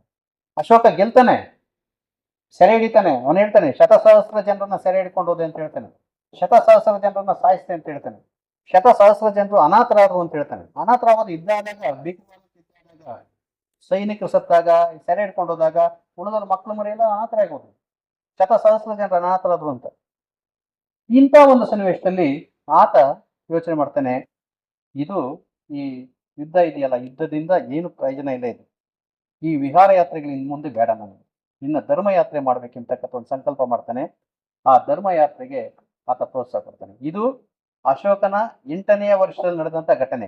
ಅವನು ಹೇಳ್ಕೊಡ್ತಾನೆ ಎಷ್ಟೆಷ್ಟು ಯಾವ ವರ್ಷದಲ್ಲಿ ಏನೇನು ನಡೀತು ಅಂತ. 8ನೇ ವರ್ಷದಲ್ಲಿ ಈ ಒಂದು ಘಟನೆ ಅವನು ಯುದ್ಧ ಮಾಡ್ತಾನೆ ಕಳಿಂಗದ ಮೇಲೆ, ಕಳಿಂಗದವರನ್ನು ಸೋಲಿಸ್ತಾನೆ. ಆದ್ರೆ ಆ ಸೋಲನ್ನ ತನ್ನ ಗೆಲುವನ್ನಾಗಿ ಆತ ಪರಿಗಣಿಸೋದಿಲ್ಲ, ಅದನ್ನ ತನ್ನ ಧರ್ಮಯಾತ್ರೆಯಾಗಿ ತೆಗೆದುಕೊಳ್ತಾನೆ. ಆಗ ಆತ ಸಂಘವನ್ನ ಪ್ರವೇಶಿಸ್ತಾನೆ. ಸಂಘ ಅಂದ್ರೆ ಆಗಿದ್ದು ಬೌದ್ಧ ಸಂಘ. ಆ ಬೌದ್ಧ ಸಂಘವನ್ನ ಪ್ರವೇಶ ಮಾಡಿ, ಸಂಘಂ ಉಪಗತೆ ಅಂತ ಹೇಳ್ತಾನೆ, ಸಂಘವನ್ನ ಪ್ರವೇಶಿಸಿದೆ ನಾನು ಅಂತ ಹೇಳ್ತಾನೆ. ಆ ಬೌದ್ಧ ಸಂಘವನ್ನ ಪ್ರವೇಶ ಮಾಡ್ತಾನೆ ಆತ. ಆ ಬೌದ್ಧ ಸಂಘವನ್ನ ಪ್ರವೇಶ ಮಾಡಿದ ಮೇಲೆ ಅವನ ಇಡೀ ಜೀವನ ಅಲ್ಲಿಂದ ಈ ವಿಹಾರಯಾತ್ರೆಗಳು ಅಂದ್ರೆ ಬೇಟೆ ಆಡ್ತಕ್ಕಂಥದ್ದು, ಬೇರೆ ಇತ್ಯಾದಿಗಳು, ಇವುಗಳಿಂದ ವಿಮುಖನಾಗಿ ಆತ ಧರ್ಮಯಾತ್ರೆ ಕಡೆಗೆ ತನ್ನ ಮನಸ್ಸನ್ನ ಆತ ಬಿಡ್ತಾನೆ. ಅಲ್ಲಿಂದ ಆಚೆಗೆ ನಮ್ಮ ಭರತಖಂಡದ ಒಂದು ಇತಿಹಾಸ ಬದಲಾವಣೆ ಆಗುತ್ತೆ. ಇಲ್ಲಿಯವರೆಗೆ ಅಶೋಕನ ಕಾಲದವರೆಗೆ ನಮಗೆ ಬರವಣಿಗೆ ಇತಿಹಾಸ ಸಿಕ್ಕಿರ್ಲಿಲ್ಲ. ಸ್ಪಷ್ಟವಾಗಿ ಶಿಲೆಗಳ ಮೇಲೆ ಬಂದಂತ ಇತಿಹಾಸ ನಮಗೆ ಸಿಕ್ಕಿರ್ಲಿಲ್ಲ. ನಮಗೆ ಆ ಇತಿಹಾಸ ಸಿಗ್ತಕ್ಕಂಥದ್ದು ಬೇರೆ ಬೇರೆ ಕೃತಿಗಳನ್ನ ನೋಡಿ, ಆ ಕೃತಿಗಳ ಮೂಲಕ ನಾವು ಇತಿಹಾಸ ತಿಳ್ಕೊಳ್ತಾ ಇದ್ವಿ. ಇಲ್ಲವೇ ಪ್ರಾಚ್ಯಾವಶೇಷಗಳಿಂದ ನಮ್ಮ ಇತಿಹಾಸ ನಾವು ಬರೀತಾ ಇದ್ವಿ. ಈ ಭೂಮಿಯಲ್ಲಿ ಸಿಕ್ತು, ಕಬ್ಬಣ ಸಿಕ್ತು, ಕಬ್ಬಣದ ಯುಗ ಇದು ಆ ಯುಗ ಅಂತ ಹೇಳ್ತಾ ಇದ್ವಿ. ಆದ್ರೆ ಬರವಣಿಗೆ ನಂತರ ನಮ್ಗೆ ಸಿಗ್ತಕ್ಕಂಥದ್ದು ಅಶೋಕನ ಕಾಲದಲ್ಲಿ. ಅಶೋಕ ಏನ್ ಮಾಡ್ತಾನೆ, ಸಂಘವನ್ನ ಸೇರಿದ ಮೇಲೆ ಆತ ಶಾಸನಗಳನ್ನ ಬರ್ತಾನೆ. ಸಂಘದ ತತ್ವಗಳನ್ನ, ಬುದ್ಧ ಸಂಘದ ತತ್ವಗಳನ್ನ ಆತ ಬಂಡೆಗಳ ಮೇಲೆ, ಆಮೇಲೆ ಸ್ತಂಭಗಳನ್ನ ನೆಡೋದ್ರ ಮೂಲಕ, ಮತ್ತೆ ಬೇರೆ ಬೇರೆ ಕಡೆ ಗುಹೆಗಳನ್ನ ತೋರಿಸಿ, ಗುಹೆಗಳಲ್ಲಿ ಆತ ಲಿಪಿಗಳನ್ನ ಬರ್ತಾನೆ. ಅವನ್ನ ಆತ ಧರ್ಮಲಿಪಿಗಳು ಅಂತ ಕರೆದಿದ್ದಾನೆ. ಧರ್ಮಲಿಪಿ ಅಂದ್ರೆ ತಾನು ಅನುಸರಿಸ್ತಾ ಇರ್ತಕ್ಕಂಥ ಧರ್ಮ ಯಾವ್ದಿತ್ತು ಆ ಧರ್ಮದ ಲಿಪಿಗಳನ್ನ ಆತ ಬರೀತಾನೆ. ತನ್ನ ಶಾಸನಗಳೆಲ್ಲ ಆತ ಧರ್ಮಲಿಪಿ ಅಂತ ಕರ್ಕೊಂಡಿದ್ದಾನೆ. ಧರ್ಮಲಿಪಿ ನಾನು ಧರ್ಮಲಿಪಿ ಬರೆಸ್ತಾ ಇದ್ದೀನಿ. ಇಲ್ಲಿ ಧರ್ಮಲಿಪಿ ಯಾಕೆ ಇದುವರೆಗೆ ಬರೋದಿಲ್ಲ? ಇದುವರೆಗೆ ಯಾಕೆ ನಮ್ಮ ಹಿಂದೆ ನಂತರರು ಯಾಕೆ ಶಾಸನ ಹಾಕ್ಸಿರ್ಲಿಲ್ಲ? ಅವನಿಗಿಂತ ಅವನ ನಂತರ ಬಂದಂತ ಚಂದ್ರಗುಪ್ತ ಶಾಸನ ಹಾಕ್ಸ್ಬೋದು, ಈತ ಯಾಕೆ ಹಾಕ್ಸಿಲ್ಲ? ಇದರಲ್ಲಿ ನಾವು ಚಾಣಕ್ಯನ ಒಂದು ಕೃತಿ ಇದೆಯಲ್ಲ, ಯಾವುದು ಅರ್ಥಶಾಸ್ತ್ರ. ಅರ್ಥಶಾಸ್ತ್ರ ನಮ್ಮ ಚಂದ್ರಗುಪ್ತ ಮೌರ್ಯನ ಕಾಲಕ್ಕೆ ಬರ್ದಿದ್ದೆ ಅಂತ ನಾವು ಹೇಳ್ತೀವಿ. ಹಾಗಾದ್ರೆ ಅದು ಯಾವ ಲಿಪಿಲಿ ಬರ್ತಿದ್ರು ನಮಗದು ಗೊತ್ತಿಲ್ಲ. ಯಾಕಂದ್ರೆ ಮೂಲ ಪ್ರತಿ ನಮ್ಗೆ ಸಿಗೋದಿಲ್ಲ. ನಮ್ಗೆ ಸಿಗ್ತಕ್ಕಂಥದ್ದು ಪ್ರತಿ ಎಷ್ಟೋ ಪ್ರತಿಯಾಗಿ ನಮ್ಗೆ ಸಿಗ್ತಕ್ಕಂಥದ್ದು. ಹೀಗಾಗಿ ನಮಗೆ ಶಿಲಾಶಾಸನ ಸಿಗ್ತಕ್ಕಂಥದ್ದು, ಶಿಲೆಯ ಮೇಲೆ ಬರೆದಂತ ಒಂದು ಬರವಣಿಗೆ ಸಿಗ್ತಕ್ಕಂಥದ್ದು ಅಶೋಕನ ಕಾಲದಲ್ಲಿ. ಹೀಗಾಗಿ ನಮ್ಮ ಇತಿಹಾಸ, ಬರವಣಿಗೆ ಇತಿಹಾಸ ಆರಂಭ ಆಗ್ತಕ್ಕಂಥದ್ದು ಕ್ರಿಸ್ತಪೂರ್ವ 3ನೇ ಶತಮಾನದಲ್ಲೇ ಬರವಣಿಗೆ ಇತಿಹಾಸ. ಅದಕ್ಕಿಂತ ಮೊದಲು ನಾವು ಬೇರೆ ಬೇರೆ ಆಕರಗಳನ್ನು ಇಟ್ಕೊಂಡು ನಮ್ಮ ಇತಿಹಾಸವನ್ನು ನಾವು ಸೃಷ್ಟಿ ಮಾಡ್ತಾ ಇದ್ವಿ. ಭರತಖಂಡ ಇತಿಹಾಸವನ್ನ ನಾವು ಇದುವರೆಗೂ ಬರೀತಾ ಇದ್ದಿದ್ದು ಅದಕ್ಕಿಂತ ಹಿಂದಿನ ಇತಿಹಾಸವೆಲ್ಲವೂ ಕೂಡ ಈ ಇಂಡಿಕಾದಲ್ಲಿ ಹೀಗೆ ಹೇಳಿದೆ, ಮತ್ತೆ ಇನ್ನೊಂದು ಮೆಗಾಸ್ತನಿ, ಇನ್ನೊಬ್ಬ ಯಾವನ ಸೆಲ್ಯೂಕಸ್ ಹೀಗೆ ಹೇಳಿದ್ದಾನೆ. ಸೊ ಈ ತರದ ಒಂದು ಬರವಣಿಗೆ ಇಟ್ಕೊಂಡು ನಾವು ಬರೀತಾ ಇದ್ವಿ. ಸೊ ಅದಕ್ಕೆ ಅಂದ್ರೆ ನಮಗೆ ಆಕ್ಯುರೇಟ್ ಅಂತ ಏನ್ ಹೇಳ್ತೀವಿ, ಆಕ್ಯುರಸಿ ನಮ್ಮ ಇತಿಹಾಸದಲ್ಲಿ ಇರ್ಬೋದು ಅಂತ ಹೇಳ್ತಾ ಇದ್ವಿ. ಆದ್ರೆ ಅಶೋಕನ ಕಾಲಕ್ಕೆ ಅವನು ಶಾಸನವನ್ನು ಬರ್ಸೋದಕ್ಕೆ ಶುರು ಮಾಡ್ತಾನೆ. ಎಲ್ಲಿ? ಶಿಲೆಗಳ ಮೇಲೆ. ಯಾಕೆ ಶಿಲೆಗಳ ಮೇಲೆ? ಇವ್ರು ಯಾಕೆ ಬರ್ಸಿರ್ಲಿಲ್ಲ ಅಂತಕ್ಕಂಥ ಪ್ರಶ್ನೆ. ಚಂದ್ರಗುಪ್ತ ಯಾಕೆ ಬರ್ಸಿಲ್ಲ? ಅಷ್ಟು ದೊಡ್ಡ ರಾಜ. ನಂತರ ಯಾಕೆ ಬರ್ಸಿರ್ಲಿಲ್ಲ? ಆದರೆ ಒಂದು ನಮ್ಮಲ್ಲಿ ಬರವಣಿಗೆಯ ನಿಷಿದ್ಧ ಗಟ್ಟಿಯಾದಂಥ ವಸ್ತುಗಳ ಮೇಲೆ ಬರವಣಿಗೆ ಬರಿಬಾರ್ದು ಅಂತಕ್ಕಂಥ ಒಂದು ಅಲಿಖಿತವಾದಂಥ ಒಂದು ನಿಷೇಧ ಇತ್ತು. ಗಟ್ಟಿಯಾದಂಥ ವಸ್ತುಗಳ ಮೇಲೆ ಬರವಣಿಗೆಯನ್ನು ಬರಿಬಾರ್ದು ಅಂತಕ್ಕಂಥ ಒಂದು ಅಲಿಖಿತ ಅಂದ್ರೆ ಅದು ಮನಸ್ಸಲ್ಲಿ ಇದ್ದಂಥದ್ದು, ಅದು ಯಾರು ಬರದಾರ ಇಟ್ಟಿಲ್ಲ, ಅದು ಒಂದು ನಿಯಮ ಇತ್ತು. ಆ ನಿಯಮದಿಂದ ಯಾರೂ ಕೂಡ ಗಟ್ಟಿಯಾದಂಥ ವಸ್ತುಗಳ ಮೇಲೆ ಬರವಣಿಗೆಯನ್ನು ಬರೆಯಕ್ಕೆ ಹೋಗಿರ್ಲಿಲ್ಲ. ಅದರಿಂದ ಆ ಅಶೋಕನೊಬ್ಬನೇ ಮೊದಲಿಗೆ ಬರವಣಿಗೆಯನ್ನು ಬರೆಸ್ತಕ್ಕಂಥದ್ದು ಗಟ್ಟಿಯಾದಂಥ ವಸ್ತುಗಳ ಮೇಲೆ. ಹಾಗಾದ್ರೆ ಯಾರು ಬರೆದ್ರು? ಉಳಿ ಮತ್ತು ಸುತ್ತಿಗೆ ಎಲ್ಲಿಂದ ಬಂತು ಇವರಿಗೆ? ಅವ್ರು ಮಾಡ್ಲೇ ಇಲ್ಲ. ಅವ್ರ ಕಾಲದಲ್ಲಿ ಉಳಿ ಸುತ್ತಿಗೆ ಇತ್ತೋ ಇಲ್ಲ ಗೊತ್ತಿಲ್ಲ, ಯಾಕೆ ನಮ್ಗೆ ಸ್ಟ್ರಕ್ಚರ್ಸ್ ಸಿಗೋದಿಲ್ಲ. ಆದ್ರೆ ಇವನ ಕಾಲಕ್ಕೆ ಏನಾಗುತ್ತೆ, ಅಲ್ಲಿ ಈಗಾಗಲೇ ನಾನು ಹೇಳಿದೆ ಕಾಂಟ್ಯಾಕ್ಟ್ಸ್ ಅಂತ ಏನಿದೆ, ಗ್ರೀಕ್ ಮತ್ತು ಭಾರತದ ಒಂದು ಸಂಬಂಧಗಳು, ಪರ್ಷಿಯಾ ಮತ್ತು ಭಾರತದ ಸಂಬಂಧಗಳೇನಿದೆ, ಈ ಸಂಬಂಧಗಳ ಮೂಲಕ ನಮಗೆ ಈ ಶಾಸನ ಬರೀತಕ್ಕಂಥ ಒಂದು ಪದ್ಧತಿ ಆರಂಭ ಆಯಿತು. ಏಕೆಂದ್ರೆ ಈಗಾಗಲೇ ಪರ್ಷಿಯಾದಲ್ಲಿ ಡೇರಿಯಸ್ ಬಂದಿದ್ದ. ಡೇರಿಯಸ್ ಕ್ರಿಸ್ತಪೂರ್ವ 6ನೇ ಶತಮಾನದಲ್ಲಿ ಇದ್ದಂಥ ವ್ಯಕ್ತಿ. ಅವನು ಅನೇಕ ಶಾಸನಗಳು ಬರ್ಸಿದ್ದವನು. ಅವನಂತರ ಬಂದಂತ ಅರಸರು ಕೂಡ ಅನೇಕ ಶಾಸನಗಳನ್ನ ಬರ್ಸಿದ್ರು. 3 ಲಿಪಿಗಳಲ್ಲಿ ಶಾಸನ ಬರ್ಸಿದ್ರು. ಒಂದು ಲಿಪಿಯಲ್ಲಿ ಅಲ್ಲಿ ಬಳಕೆಯಲ್ಲಿದ್ದಂತ ಒಂದೇ ಶಾಸನ ಮೂರು ಲಿಪಿಗಳಲ್ಲಿ ಬರ್ಸಿದ್ದಾರೆ ಅವರು ಕೂಡ. ಅಂದ್ರೆ ಎಲ್ರಿಗೂ ಅರ್ಥವಾಗ್ಲಿ. ನೀವು ಇದು ಕೇಳಿರ್ಬೋದು, ಯಾವುದು ಈಜಿಪ್ಟಿನ ಲಿಪಿ. ಆ ಲಿಪಿ 3 ಲಿಪಿಗಳಲ್ಲಿ ಬರ್ದಿದ್ದಕ್ಕೇನೆ ಅದನ್ನು ಓದೋಕ್ ಸಾಧ್ಯ ಆಯ್ತು. ಒಂದು ಈಜಿಪ್ಟಿನ ಒಂದು ಚಿತ್ರಲಿಪಿ, ಇನ್ನೊಂದು ಆಡಳಿತ ಲಿಪಿ, ಇನ್ನೊಂದು ಹೀಬ್ರು ಲಿಪಿ. ಈ 3 ಲಿಪಿಗಳಲ್ಲಿ ಬರ್ದಿದ್ದಕ್ಕೆ ಅದನ್ನು ಓದೋದಕ್ಕಾಯ್ತು. ಇಲ್ಲಾಂದ್ರೆ ಓದೋಕ್ಕಾಗ್ತಾ ಇರ್ಲಿಲ್ಲ. ಹಾಗೆ ಈ ನಮ್ಮಲ್ಲೂ ಕೂಡ ಭರತಖಂಡ ಮತ್ತು ಇದು ಗ್ರೀಸ್ ದೇಶ, ಭರತಖಂಡ ಮತ್ತು ಪರ್ಷಿಯಾ ಇವುಗಳ ಸಂಬಂಧ ಇದ್ದಿದ್ರಿಂದ ಆ ಸಂಬಂಧದ ಮೂಲಕ ನಮ್ಮಲ್ಲೂ ಕೂಡ ಅದನ್ನ ಕಾಪಿ ಮಾಡ್ದ ಇವನು. ಯಾರು? ಅಶೋಕ. ತನ್ನ ಧರ್ಮಲಿಪಿಗಳನ್ನ ಆತ ಶಿಲೆಗಳ ಮೇಲೆ ಬರೆಸ್ತ. ಯಾಕೆ ಧರ್ಮಲಿಪಿಗಳನ್ನ ನೀವೇ ಬರೆಸ್ತಾ? ಇಲ್ಲಿ ಇವನಿಗೆ ಮಡಿ ಮೇಲಿಗೆ ಇಲ್ಲ. ಯಾಕೆ? ಇದು ಬೌದ್ಧ ಮತ. ಇದು ಬೌದ್ಧ ಮತದಲ್ಲಿ ಆ ತರದ ಒಂದು ನಿಷೇಧಗಳೇನಿಲ್ಲ, ಬರಿಬಾರದು ಇಂತಕ್ಕ ಗಟ್ಟಿಯಾದಂಥ ವಸ್ತುಗಳ ಮೇಲೆ ಬರಿಬಾರದು ಇಂತಕ್ಕಂಥ ನಿಷೇಧ ಇಲ್ಲ. ಅದು ವೈದಿಕರಲ್ಲಿ ನಿಷೇಧ ಇತ್ತು. ವೈದಿಕರು ಏನಿದ್ರು ಮರಳಿನಲ್ಲಿ ಕಲಿತಾ ಇದ್ರು. ಮರಳ ಮೇಲೆ ಬರೆದು ಅಕ್ಷರ ಕಲ್ತಿದ್ದಾದ್ಮೇಲೆ ಬಾಯ್ಪಾಠ ಮಾಡ್ತಾ ಇದ್ರು. ಬಾಯ್ಪಾಠ ಮಾಡಿದ್ಮೇಲೆ ಮುಗಿದೋಗೋದು. ಅದು ವೈದಿಕರಲ್ಲಿದ್ದಂಥ ಪದ್ಧತಿ. ಅವ್ರು ಇಷ್ಟೇ ಇದ್ರು ಕೂಡ ಅದಕ್ಕೆ ಸೂತ್ರಗಳಲ್ಲಿ ತಮ್ಮ ಕೃತಿಗಳನ್ನ ಇಟ್ಕೊಳ್ತಾ ಇದ್ದೀನಿ. ಸೂತ್ರಗಳು, ಒಂದು ಸೂತ್ರ ಅಂದ್ರೆ ಒಂದು 10-15 ಅಕ್ಷರ ಇರ್ತಾ ಇತ್ತು ಅಷ್ಟೇ. 10-15 ಅಕ್ಷರನ ಮತ್ತೆ ಬಿಡಿಸಿದ್ರೆ ಅದು ದೊಡ್ಡ ಒಂದು 2 ಪುಟ 3 ಪುಟ ಬರೀಬೇಕಾಗುತ್ತೆ. ಪಾಣಿನಿಯ ಕೃತಿ ಸೂತ್ರಗಳಲ್ಲಿ ಇರತಕ್ಕಂಥದ್ದು. ಪಾಣಿನಿಯ ಅಷ್ಟಾಧ್ಯಾಯಿ ಇರ್ತಕ್ಕಂಥದ್ದು ಸೂತ್ರಗಳಲ್ಲಿ. ಭಟ್ಟಾಕಳಂಕನ ಕನ್ನಡ ವ್ಯಾಕರಣ ಬರ್ದವನು ಇಂಗ್ಲಿಷ್ ಸಂಸ್ಕೃತದಲ್ಲಿ, ಅದು ಕೂಡ ಇರತಕ್ಕಂಥ ಸೂತ್ರಗಳಲ್ಲಿ. ನಮಗೆ ಅರ್ಥ ಅದು ಹೇಳಿದಾಗ ಏನೋ ಮಂತ್ರ ಹೇಳ್ತಾನೆ ಅಂದ್ಕೊಳ್ತೀವಿ, ಆದ್ರೆ ಮಂತ್ರ ಅಲ್ಲ. ಅದು ಬಿಡಿಸಿದಾಗ ಅದು ಬೇರೆ ಬೇರೆ ಅರ್ಥಗಳನ್ನ ನಮ್ಗೆ ಕೊಟ್ಕೊಂಡು ಹೋಗುತ್ತೆ. ಹೀಗಾಗಿ ನಾವು ಏನು ಇವತ್ತು ಜಿಪ್ ಅಂತ ಏನ್ ಹೇಳ್ತೀವಿ ನೀವು ಕಂಪ್ಯೂಟರ್ ಲ್ಯಾಂಗ್ವೇಜ್ ಅಲ್ಲಿ, ಅಂದ್ರೆ ಇಷ್ಟಂತ ತೆಗೆದು ಒಂದೇ ಇದ್ರಲ್ಲಿ ಅಡಗ್ತಕ್ಕಂಥದ್ದು ಅಂತ, ಆ ತರದ ಒಂದು ಪದ್ಧತಿ ನಮ್ಮಲ್ಲಿ ಇತ್ತು. ಸೂತ್ರಗಳು ಅಂತ ಇದೆ. ಸೂತ್ರಗಳಲ್ಲಿ ಆ ಸೂತ್ರಗಳ ಮೂಲಕ ಬಾಯ್ಪಾಠ ಮಾಡ್ತಾ ಇದ್ರು, ಕಂಠಪಾಠ ಮಾಡ್ತಾ ಇದ್ರು, ಮನಸ್ಸಲ್ಲಿ ಇಟ್ಕೊಳ್ತಾ ಇದ್ರು, ಅದನ್ನ ಹೊರಗೆ ಬಿಡ್ತಾ ಇದ್ರು. ಆದ್ರೆ ಅಶೋಕನ ಕಾಲಕ್ಕೆ ಏನಾಯ್ತು ಅಂದ್ರೆ, ಅಶೋಕ ಈ ಕಾಂಟ್ಯಾಕ್ಟ್ಸ್ ಇತ್ತು ಅವನಿಗೆ. ಈ ವಾಯುವ್ಯ ಭಾರತದ ಒಂದು ವಾಯುವ್ಯ ಭಾರತದ ಜೊತೆಯಲ್ಲಿ ಇವನ ಕಾಂಟ್ಯಾಕ್ಟ್ ಇತ್ತು. ವಾಯುವ್ಯ ಭಾರತಕ್ಕೆ ಪರ್ಷಿಯನ್ನರು ಮತ್ತು ಗ್ರೀಕರ ಕಾಂಟ್ಯಾಕ್ಟ್ ಇತ್ತು. ಹೀಗಾಗಿ ಅಲ್ಲಿ ಬರವಣಿಗೆ ಈಗಾಗಲೇ ಪರ್ಷಿಯನ್ನರ ಬರವಣಿಗೆ ಆರಂಭಿಸಿದ್ರು ಅವರು.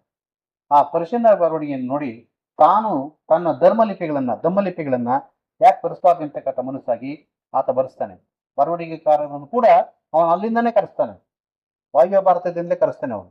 ಆಫ್ಘಾನಿಸ್ತಾನ ಮತ್ತು ಈಗಿನ ಪಾಕಿಸ್ತಾನ ಏನಿದೆ ಆ ಪ್ರದೇಶದಿಂದಲೇ ಕರೆಸ್ತಾನೆ ಅವನು. ಅಲ್ಲಿಂದ ಕರೆಸಿ ಆ ಲಿಪಿಕಾರರನ್ನ ಕರೆಸಿ ಆತ ದೇಶದೆಲ್ಲೆಡೆ ಆತ ಶಾಸನಗಳನ್ನು ಹಾಕಿಸ್ತಾನೆ. ಅಶೋಕನ ಶಾಸನಗಳು ದೇಶದೆಲ್ಲೆಡೆ ಸಿಗೋದಕ್ಕೆ ಅದೊಂದು ಬಹಳ ಪ್ರಮುಖವಾದಂಥ ಕಾರಣ. ಇಲ್ಲಿ ಈ ಗ್ರೀಕರು ಬಂದು ನೆಲೆಸಿದ್ರು ಇಲ್ಲಿ. ಆ ಗ್ರೀಕರ ಜೊತೆಗೆ ಅರಾಮಿಯರು ಅಂದ್ರೆ ಇವತ್ತಿನ ಅರಬ್ಬರು ಬಳಸ್ತಾ ಇದ್ದಂಥ ಲಿಪಿ. ಅದು ಈ ಬಲದಿಂದ ಎಡಕ್ಕೆ ಬರೀತಕ್ಕಂಥ ಲಿಪಿ ಅದು. ಆ ಲಿಪಿ ನಮ್ಮಲ್ಲಿ ಬಳಕೆಯಲ್ಲಿ ಇಲ್ಲ, ನಮ್ಮ ಭರತಖಂಡದಲ್ಲಿ ಬಳಕೆಯಲ್ಲಿ ಇಲ್ಲ, ಬಲದಿಂದ ಎಡಕ್ಕೆ ಬರೀತಕ್ಕಂಥ ಲಿಪಿ. ಗ್ರೀಕರ ಲಿಪಿ ಅದು ಎಡದಿಂದ ಬಲಕ್ಕೆ ಬರೀತಕ್ಕಂಥದ್ದು. ಹಾಗೆ ನಮ್ಮಲ್ಲಿ ಇದ್ದಂಥ ಇನ್ನೊಂದು ಲಿಪಿ ಬ್ರಾಹ್ಮಿ ಲಿಪಿ ಅಥವಾ ದಮ್ಮ ಲಿಪಿ ಅಂತ ಏನಿದೆ ಅದು ಬಲದಿಂದ ಎಡಕ್ಕೆ ಬರೀತಕ್ಕಂಥದ್ದು. ಇದ್ರ ಮಧ್ಯೆ ಇನ್ನೊಂದು ಲಿಪಿಯನ್ನು ಸೃಷ್ಟಿ ಮಾಡ್ಕೊಳ್ತಾರೆ ಅಲ್ಲಿ, ಅದು ಖರೋಷ್ಠಿ ಎಂಬತಕ್ಕಂಥ ಲಿಪಿ. ಅದನ್ನ ಸಿಥಿಯನ್ ಲಿಪಿ ಅಂತ ಬೇರೆ ಬೇರೆ ಹೆಸರುಗಳ ಕರೆದರು. ಖರೋಷ್ಠಿ ಎಂಬತಕ್ಕಂಥ ಲಿಪಿಯನ್ನ ಭಾರತೀಯ ಭಾಷೆಗೆ ಅರಾಮಿಯನ್ನರಿಗೆ ಅನುಕೂಲ ಆಗುವ ಹಾಗೆ ಅದು ನೋಡಿ. ಒಂದು ಆಳ್ವಿಕೆಯಲ್ಲೇ, ಅಶೋಕನ ಆಳ್ವಿಕೆಯಲ್ಲೇ ಇಷ್ಟು ಪ್ರಯೋಗಗಳು ನಡೆಯುತ್ತೆ. ಅಂದ್ರೆ ಅರಾಮಿಯನ್ನರಿಗೆ, ಅಂದ್ರೆ ಅರಬ್ಬರಿಗೆ, ಅರಬ್ ದೇಶ ಅಂತ ಏನಿತ್ತು ಆ ಒಂದು ಪ್ರದೇಶದಲ್ಲಿ ಇದ್ದಂಥ ಜನರಿಗೆ ನಮ್ಮ ಭಾರತೀಯ ಲಿಪಿಗಳನ್ನ ಬರೆಯೋದಕ್ಕೆ ಅನುಕೂಲವಾಗೋ ಹಾಗೆ ಒಂದು ಲಿಪಿನ ಸೃಷ್ಟಿ ಮಾಡ್ಕೊಳ್ತಾರೆ. ಅದನ್ನ ಖರೋಷ್ಠಿ ಅಂತ ನಾವು ಕರೆದಿದ್ದೀವಿ. ಅದನ್ನ ಆ ವಾಯುವ್ಯ ಭಾರತದಲ್ಲಿ ಮಾತ್ರ ಬಳಸಿದ್ದಾರೆ, ಇಡೀ ಭರತಖಂಡದಲ್ಲಿ ಎಲ್ಲೂ ಬಳಸಿಲ್ಲ. ಅದು ನಮ್ಮ ಭರತಖಂಡದಲ್ಲಿ ದಕ್ಷಿಣದಲ್ಲಿ ಬಳಸಿರ್ತಕ್ಕಂಥದ್ದು ಚಿತ್ರದುರ್ಗದಲ್ಲಿ ಅಷ್ಟೇ ಬಳಸಿದ್ದಾರೆ. ಚಿತ್ರದುರ್ಗದ ಲಿಪಿಕಾರ ಅವನೇನ್ ಮಾಡ್ತಾನೆ, ಎಲ್ಲ ಬರೆದಿದ್ದಾದ್ಮೇಲೆ ಅವನ ಹೆಸರು ಬರೆದ್ಬಿಟ್ಟ, ಅದರಲ್ಲಿ ತನ್ನ ಲಿಪಿಲಿ ಹೆಸರು ಬರೆದ್ಬಿಟ್ಟ ಅವನು. ಸೊ ಆ ಮೂಲಕ ನಮಗನ್ಸೋದು ಏನು ಅಂದ್ರೆ ಆ ಲಿಪಿಕಾರನ್ನು ಕೂಡ ಆತ ವಾಯುವ್ಯ ಭಾರತದಿಂದ ಕರೆಸ್ಕೊಳ್ತಾನೆ. ಎಲ್ಲೆಲ್ಲಿ ಸಾಧ್ಯವೋ ಅಲ್ಲೆಲ್ಲ ಶಾಸನಗಳನ್ನು ಬರೆಸ್ತಾನೆ. ಒಂದು ಬಂಡೆಗಳ ಮೇಲೆ ಶಾಸನ ಬರೆಸ್ತಾನೆ, ಒಂದು ಶಿಲಾಶಾಸನ, ಅದನ್ನ ಶಿಲಾಶಾಸನ ಮಾಲಿಕೆ ಅಂತ ಹೇಳ್ತೀವಿ. ಇನ್ನೊಂದು ಎಲ್ಲೆಲ್ಲಿ ತಾನು ಹೋಗ್ತಾ ಇದ್ದ ತನ್ನ ಒಂದು ಸಣ್ಣ ವಿಷಯಗಳನ್ನು ತಿಳಿಸ್ಬೇಕಾಯ್ತು ಅಲ್ಲೆಲ್ಲ ಒಂದು 10 ಲೈನ್ನ ಶಾಸನ, ಬಿಡಿ ಶಾಸನ ಹಾಕ್ತಾನೆ. ಇನ್ನ ಮುಂದೆ ಕೆಲವು ಜಾಗಗಳಲ್ಲಿ ಬಹಳ ಪ್ರಮುಖವಾದಂತ ಜಾಗಗಳಿಗೆ ಹೋಗ್ತಾನೆ. ಬುದ್ಧ ಹುಟ್ಟಿದಿರ್ಬೋದು, ಬುದ್ಧ ಅವನಿಗೆ ಜ್ಞಾನೋದಯವಾದಂತ ಜಾಗ ಇರ್ಬೋದು, ಅಥವಾ ಅವನು ಪ್ರಥಮವಾಗಿ ಬೋಧನೆ ಮಾಡಿದಂತ ಪ್ರದೇಶ ಇರ್ಬೋದು. ಇಂಥ ಕಡೆ ಹೋದಾಗ ಅಲ್ಲಿ ಅವನ ಶಾಸನಕ್ಕಿಂತ ಮುಖ್ಯವಾಗಿ ಸ್ತಂಭಗಳನ್ನ ಮಾಡ್ತಾನೆ. ಆ ಸ್ತಂಭಗಳನ್ನ ಮಾಡಿ ಆ ಸ್ತಂಭಗಳ ಮೇಲೆ ಆತ ಶಾಸನ ಬರೀತಾನೆ ಅವನು. ಸೊ ಹೀಗೆ ಆಮೇಲೆ ಇನ್ನು ಅಲ್ಲಿದ್ದಂತ ಬೇರೆ ಬೇರೆ ಸ್ಟೆಪ್ಸ್ ಇದ್ರು, ಸಣ್ಣ ಬೇರೆ ಬೇರೆ ಮತಗಳವರು ಇದ್ರು, ಆಜೀವಿಕರಿದ್ರು, ಬೇರೆ ಬೇರೆಯವರು ಇದ್ರು. ಅವ್ರಿಗಾಗಿ ಗವಿಗಳನ್ನ ತೊಡೆದಾಗ ಆ ಗವಿಗಳಲ್ಲಿ ಕೆಲವು ಶಾಸನಗಳನ್ನ ಹಾಕ್ತಾನೆ. ಹೀಗೆ ಆತ 4 ಲಿಪಿಗಳಲ್ಲಿ 3 ಭಾಷೆಗಳನ್ನ ಬಳಸಿ ಶಾಸನ ಆ ಕಾಲಕ್ಕೆ 2300 ವರ್ಷಗಳ ಹಿಂದೆ ಹಾಕ್ತಾನೆ. ಗ್ರೀಕರಿಗೆ ಅನುಕೂಲವಾಗಲಿ ಅಂತ ಗ್ರೀಕ್ ಲಿಪಿ, ಗ್ರೀಕ್ ಭಾಷೆ, ಅರಮೇನಿಯರಿಗೆ ಅನುಕೂಲವಾಗಲಿ ಅಂದ್ಬಿಟ್ಟು ಅರಮೇನಿಯನ್ ಭಾಷೆ ಮತ್ತು ಲಿಪಿಯನ್ನು ಬಳಸ್ತಾನೆ ಆತ. ಮತ್ತೆ ಈ ಮಿಶ್ರ ಜನ ಇದ್ರು, ಈ ಬೆರಕೆ ಜನ ಅಂತ, ಅಂದ್ರೆ ಅವರು ಗ್ರೀಕರು ಅಲ್ಲ, ಅರಮೇನಿಯರು ಅಲ್ಲ, ಭಾರತೀಯರು ಅಲ್ಲ, ಈ ಒಂದು ಮಿಶ್ರ ಜನಾಂಗ. ಸೈನಿಕರು ಬಂದು ನೆಲೆಸಿದಾಗ ಸ್ಥಳೀಯರನ್ನ ಮದುವೆ ಆಗಿ ಇಲ್ಲಿನ ಭಾಷೆ, ಇಲ್ಲಿನ ಒಂದು ಇದನ್ನ ಅವರು ಅನುಸರಿಸ್ಕೊಂಡಿದ್ದಂತ ಜನ ಇದ್ರು. ಅವ್ರಿಗಾಗಿ ಈ ಖರೋಷ್ಠಿ ಎಂಬತಕ್ಕಂಥ ಲಿಪಿಯನ್ನ ಆತ ಹೇಳ್ತಾನೆ. ಭಾರತೀಯ ಭಾಷೆ ಅವ್ರಿಗೆ ಗೊತ್ತಿತ್ತು, ಅದ್ರ ಲಿಪಿ ಗೊತ್ತಿಲ್ಲ. ಅದಕ್ಕಾಗಿ ಆತ ಖರೋಷ್ಠಿ ಎಂಬತಕ್ಕಂಥ ಲಿಪಿಯನ್ನು ಹೇಳ್ತಾನೆ. ಅಂದ್ರೆ 4 ಭಾಷೆಯನ್ನು ಬಳಸಿ, 4 ಲಿಪಿಗಳನ್ನ ಬಳಸಿ 3 ಭಾಷೆಗಳಲ್ಲಿ ಆ ಕಾಲಕ್ಕೆ 2300 ವರ್ಷಗಳ ಹಿಂದೆನೆ ತನ್ನ ಬೌದ್ಧ ತತ್ವಗಳು, ಧರ್ಮ ತತ್ವಗಳು ಅವರಿಗೆ ತಿಳಿಬೇಕು ಅಂದ್ಬಿಟ್ಟು ಆತ ತನ್ನ ರಾಜ್ಯದಾದ್ಯಂತ ಶಾಸನ ಹಾಕ್ತಾನೆ. ವಾಯುವ್ಯ ಭಾರತದಲ್ಲಿ ಗ್ರೀಕರಿದ್ದ ಜಾಗದಲ್ಲಿ ಮಾತ್ರ ಗ್ರೀಕ್ ಶಾಸನ ಹಾಕ್ತಾನೆ, ಎಲ್ಲ ಕಡೆ ಹಾಕ್ಸೋದಿಲ್ಲ. ಅರೆಮೇನಿಯರಿದ್ದು ಕಾಬೂಲ್, ಮುಖ್ಯವಾಗಿ ಕಾಬೂಲ್ ಮತ್ತು ಪೆಶಾವರ ಆ ಜಾಗದಲ್ಲಿ ಮಾತ್ರ ಗ್ರೀಕ್ ಹಾಕ್ತಾನೆ, ಅರೆಮಿಯಾ ಲಿಪಿಯನ್ನು ಹಾಕ್ತಾನೆ ಆತ. ಉಳಿದ ಕಡೆ ಹಾಕ್ಸೋದಿಲ್ಲ. ಉಳಿದ ಪಂಜಾಬ್ ಮತ್ತು ಈಗಿನ ಪಂಜಾಬ್ ಮತ್ತು ಪಾಕಿಸ್ತಾನದ ಭಾಗಗಳಲ್ಲಿ ಆತ ಅರಾಮಿಯ ಲಿಪಿಯನ್ನು ಬಳಸ್ತಾನೆ, ಬ್ರಾಹ್ಮಿ ಲಿಪಿಯನ್ನು ಬಳಸೋದಿಲ್ಲ ಆತ.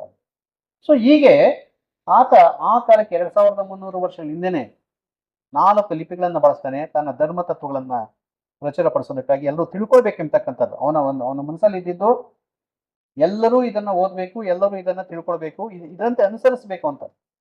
ಸುಮ್ಮನೆ ಕುಳಿತುಕೊಳ್ಳೋದಲ್ಲ, ಅದನ್ನ ಅನುಸರಿಸಬೇಕು ಎಂಬತಕ್ಕಂಥದ್ದು, ಸುಮ್ಮನೆ ಕೇಳೋದು ಅಲ್ಲ. ಈ ಒಂದು ಉದ್ದೇಶಕ್ಕೆ ಆತ ಎಲ್ಲ ಕಡೆ ಆ ಒಂದು ತನ್ನ ಶಾಸನಗಳನ್ನ ಹಾಕಿಸಿ ಆ ಒಂದು ತನ್ನ ತತ್ವಗಳನ್ನ ಬರೆಸ್ತಾನೆ. ಇಲ್ಲಿ ಬಿಡಿ ಶಾಸನ ಅಂದ್ರೆ ಏನು ಅಂತ, ಶಿಲಾಶಾಸನ ಅಂದ್ರೆ ಏನು?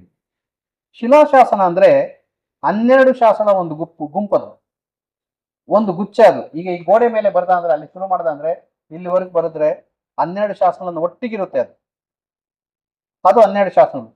ಅವನ್ನ ಬೇರೆ ಬೇರೆ ಕಡೆಗಳಲ್ಲಿ, ತನ್ನ ರಾಜ್ಯದ ಬೇರೆ ಬೇರೆ ಕಡೆಗಳಲ್ಲಿ ಆತ ಬಳಸ್ತಾನೆ. ಅದನ್ನು 12 ಶಾಸನಗಳನ್ನು ಆತ ಬಳಸ್ತಕ್ಕಂಥದ್ದು. ಆತ ಒಟ್ಟು 12 ಶಾಸನ ಇರ್ಬೇಕಲ್ಲಿ. ಅಲ್ಲಿ ಒಂದು ಶಾಸನ ಕಡಿಮೆ ಆಗಿರಬಾರ್ದು. ಸಾರಿ, ತಪ್ಪು ಹೇಳ್ತಾ ಇದ್ದೀನಿ ನಾನು. 14 ಶಾಸನಗಳ ಮಾಲಿಕೆ. 14 ಶಾಸನಗಳ ಮಾಲಿಕೆ. 14 ಶಾಸನಗಳು ಅಲ್ಲಿಂದ ಹಿಡಿದು ಕೊನೆಯವರೆಗೂ 14 ಶಾಸನ ಇರಬೇಕು. ಅವನು ಬೇರೆ ಮಾಡೋದಕ್ಕೆ ಅವನ ಗೆರೆ ಹಿಡಿದಿರ್ತಾನೆ, ಇದು ಬೇರೆ ಶಾಸನ, ಇದು ಬೇರೆ ಶಾಸನ ಅಂತ. ಸೊ ಹೀಗೆ 14 ಶಾಸನಗಳ ಮಾಲಿಕೆಯನ್ನು ಆತ ಬರೆದಂತ ಸನ್ನಿವೇಶದಲ್ಲಿ ಆತ ಆ 14 ಶಾಸನ 14 ಶಾಸನಗಳಲ್ಲೂ ಕೂಡ ಬೇರೆ ಬೇರೆ ವಿಷಯ ಹೇಳ್ತಾನೆ, ಒಂದೇ ವಿಷಯ ಹೇಳೋದಿಲ್ಲ ಅವನು. 14 ಶಾಸನಗಳಲ್ಲೂ ಕೂಡ ಅವನು ಬೇರೆ ಬೇರೆ ವಿಷಯ ಹೇಳ್ತಾನೆ. ಬಹಳ ವಿಶೇಷ ಅಂದ್ರೆ ಈ 14 ಶಾಸನ ಮಾಲಿಕೆಯಲ್ಲಿ ಕಳಿಂಗವನ ಗೆದ್ದಿದ್ದು ಬರುತ್ತೆ. ಕಳಿಂಗವನ ಗೆದ್ದೆ ಅಂತಕ್ಕಂಥ ವಿಷಯ ಹೇಳ್ತಕ್ಕಂಥದ್ದು ಈ ಶಾಸನಗಳಲ್ಲೇ. ನಮ್ಗಿಲ್ಲ ಅಂದ್ರೆ ಗೊತ್ತಾಗ್ತಾ ಇರಲಿಲ್ಲ ಕಳಿಂಗ ಅವನು ಗೆದ್ದಿದ್ದು ಎಲ್ಲಿ ಅಂದ್ರೆ ಅವನ ಶಾಸನ ಬರ್ಸ್ಕೊಂಡಿದ್ದಾನೆ. ಆದರೆ ಅಪ್ಪಿ ತಪ್ಪಿಯು ಈ ಶಾಸನ ಕಳಿಂಗದಲ್ಲಿ ಆಗ್ತಿಲ್ಲ ಅವನು. ನೋಡಿ ಅವನ ಒಂದು ರಾಜತಾಂತ್ರಿಕ ನೀತಿ ಹೇಗಿತ್ತು ಅನ್ನೋದು. ನಾನು ಕಳಿಂಗವನ ಗೆದ್ದೆ ಅಂತಕ್ಕಂಥ ಒಂದು ವಿಷಯ ಹೇಳ್ತಕ್ಕಂಥ ಶಾಸನವನ್ನ ಆತ ಕಳಿಂಗದಲ್ಲಿ ಹಾಕ್ಸಿಲ್ಲ ಅವನು. ಕಳಿಂಗದಲ್ಲಿ 3 ಶಾಸನ ಸಿಗುತ್ತೆ ಈ ಬಿಡಿ ಇದು ಶಿಲಾಶಾಸನ ಮಾಲಿಕೆ. ಅಪ್ಪಿ ತಪ್ಪಿಯು ಕೂಡ ಅಲ್ಲಿ 3 ಶಾಸನ ಹಾಕ್ಸೋಕೆ ಹೋಗುದಿಲ್ಲ ಅವನು. ಕಳಿಂಗವನ ಗೆದ್ದಿದ್ದಾಗ್ಲಿ ಆ ಕಳಿಂಗದ ಜೊತೆಲಿ ತಾವು ಸಂಪರ್ಕದಲ್ಲಿ ಇದು ಆ ವಿಷಯನ ಹೇಳೋಕೆ ಹೋಗಿದ್ದಿಲ್ಲ ಅವನು. ಹಾಗಾದ್ರೆ ಅಲ್ಲೇನ್ ಮಾಡ್ತಾನೆ ಅಂದ್ರೆ ಆ 3 ಶಾಸನ 11, 12, 13ನೇ ಶಾಸನಗಳ ಬದಲಾಗಿ ಈತ ಬೇರೆ ಶಾಸನ ಬರೆಸ್ತಾನೆ. ಅಲ್ಲಿ ನಾವೆಲ್ಲರೂ ಕೂಡ ಹೀಗೆ ಸ್ನೇಹಿತರಂತ ಇರಬೇಕು, ಮುಂದೆ ಯಾವುದೇ ತರದ ತೊಂದರೆ ಆಗ್ಬೋದು, ಈ ತರದ ಒಂದು ಕಾಂಪ್ರಮೈಸ್ ಮಾಡ್ಕೊಳ್ತಕ್ಕಂಥ ಒಂದು ಇದಾಗ್ತಾನೆ ಹೊರತು ಅಪ್ಪಿ ತಪ್ಪಿಯು ಆ ಶಾಸನಗಳಲ್ಲಿ 13, 12, 11, 12, 13ನೇ ಶಾಸನದಲ್ಲಿ ಕಳಿಂಗದ ವಿಷಯ ಬರದಂಗೆ ನೋಡ್ಕೊಳ್ತೇನೆ ಅವನು. ಆದ್ರೆ ಕಳಿಂಗದ ಹೊರಗಡೆ ನಾನು ಕಳಿಂಗವನ ಗೆದ್ದೆ, ಇಷ್ಟು ಜನ ಸತ್ರು, ಇಷ್ಟು ಜನ ಸೆರೆ ಹಿಡ್ಕೊಂಡದ್ದು ಅಂತ ಎಲ್ಲ ಹೇಳ್ಕೊಳ್ತಾನೆ. ಸೊ ಇದು ಅವನ ರಾಜತಾಂತ್ರಿಕ ನೀತಿ. ಇದು ಮುಖ್ಯವಾಗಿ ನಮ್ಗೆ ಸಿಗ್ತಕ್ಕಂಥದ್ದು ಒಂದು ಶಹಬಾಜ್ಗರ್ ಪೆಷಾವರ್ ಹತ್ರ ಇರ್ತಕ್ಕಂಥದ್ದು, ಇಲ್ಲಿ ಒಂದು ಕಡೆ ಸಿಗುತ್ತೆ. ಮಾನ್ಸೇರಾ ಇದು ಕೂಡ ಇವತ್ತು ಪಂಜಾಬಿನ ಪ್ರಾಂತ್ಯದಲ್ಲಿ ಇರ್ತಕ್ಕಂಥದ್ದು. ಗಿರಿನಾರ, ಇದು ಗಿರ್ನಾರ ಅಂತಾರೆ ಗಿರಿನಗರ. ನಿಮಗೆ ಗಿರ್ ಪ್ರದೇಶ ಅಂತ ಇದೆಯಲ್ಲ, ಇವತ್ತು ಸಿಂಹ ಭರತಖಂಡದಲ್ಲಿ ಎಲ್ಲಾದ್ರೂ ಸಿಂಹಗಳಿದ್ರೆ ನ್ಯಾಚುರಲ್ ಆಗಿ ಅದೊಂದೇ ಜಾಗದಲ್ಲಿ ಇರ್ತಕ್ಕಂಥದ್ದು. ಭರತಖಂಡದಲ್ಲಿ ಇದಾಕ ಹುಲಿಗಳಿದೆ, ಚಿರತೆಗಳಿದೆ. ಆದ್ರೆ ಸಿಂಹ ನ್ಯಾಚುರಲ್ ಆಗಿ ಇರ್ತಕ್ಕಂಥದ್ದು ಗುಜರಾತ್ ಅಲ್ಲಿ ಇರ್ತಕ್ಕಂಥ ಗಿರ್ನಾರ್, ಅದು ಗಿರ್ನಾರ್ ಅಂತ. ಆ ಗಿರಿನಗರ ಅಂತ ಇದ್ದು ಅದು ಗಿರ್ನಾರ್ ಆಗಿದೆ. ಅಲ್ಲಿ ಒಂದು ಈ ಶಾಸನ ಬರ್ತಾನೆ.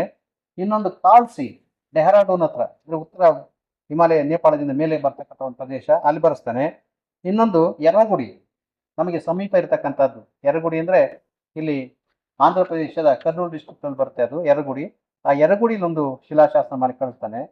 ನೀವು ಯಾವತ್ತಾದ್ರೂ ಅಂದ್ರೆ ನೀವು ನೋಡೋಕ್ಕಾಗೋದಿಲ್ಲ ಬಿಡ್ರಿ, ಅದು ಮಂತ್ರಾಲಯದಿಂದ ಕೆಳಕ್ಕೆ ಹೋದ್ರೆ ಗುತ್ತಿ ರೋಡಲ್ಲಿ ಹೋದ್ರೆ ನಿಮ್ಗೆ ಸಿಗುತ್ತೆ, ದಾರಿಯಲ್ಲೇ ಸಿಗುತ್ತೆ ಅದು.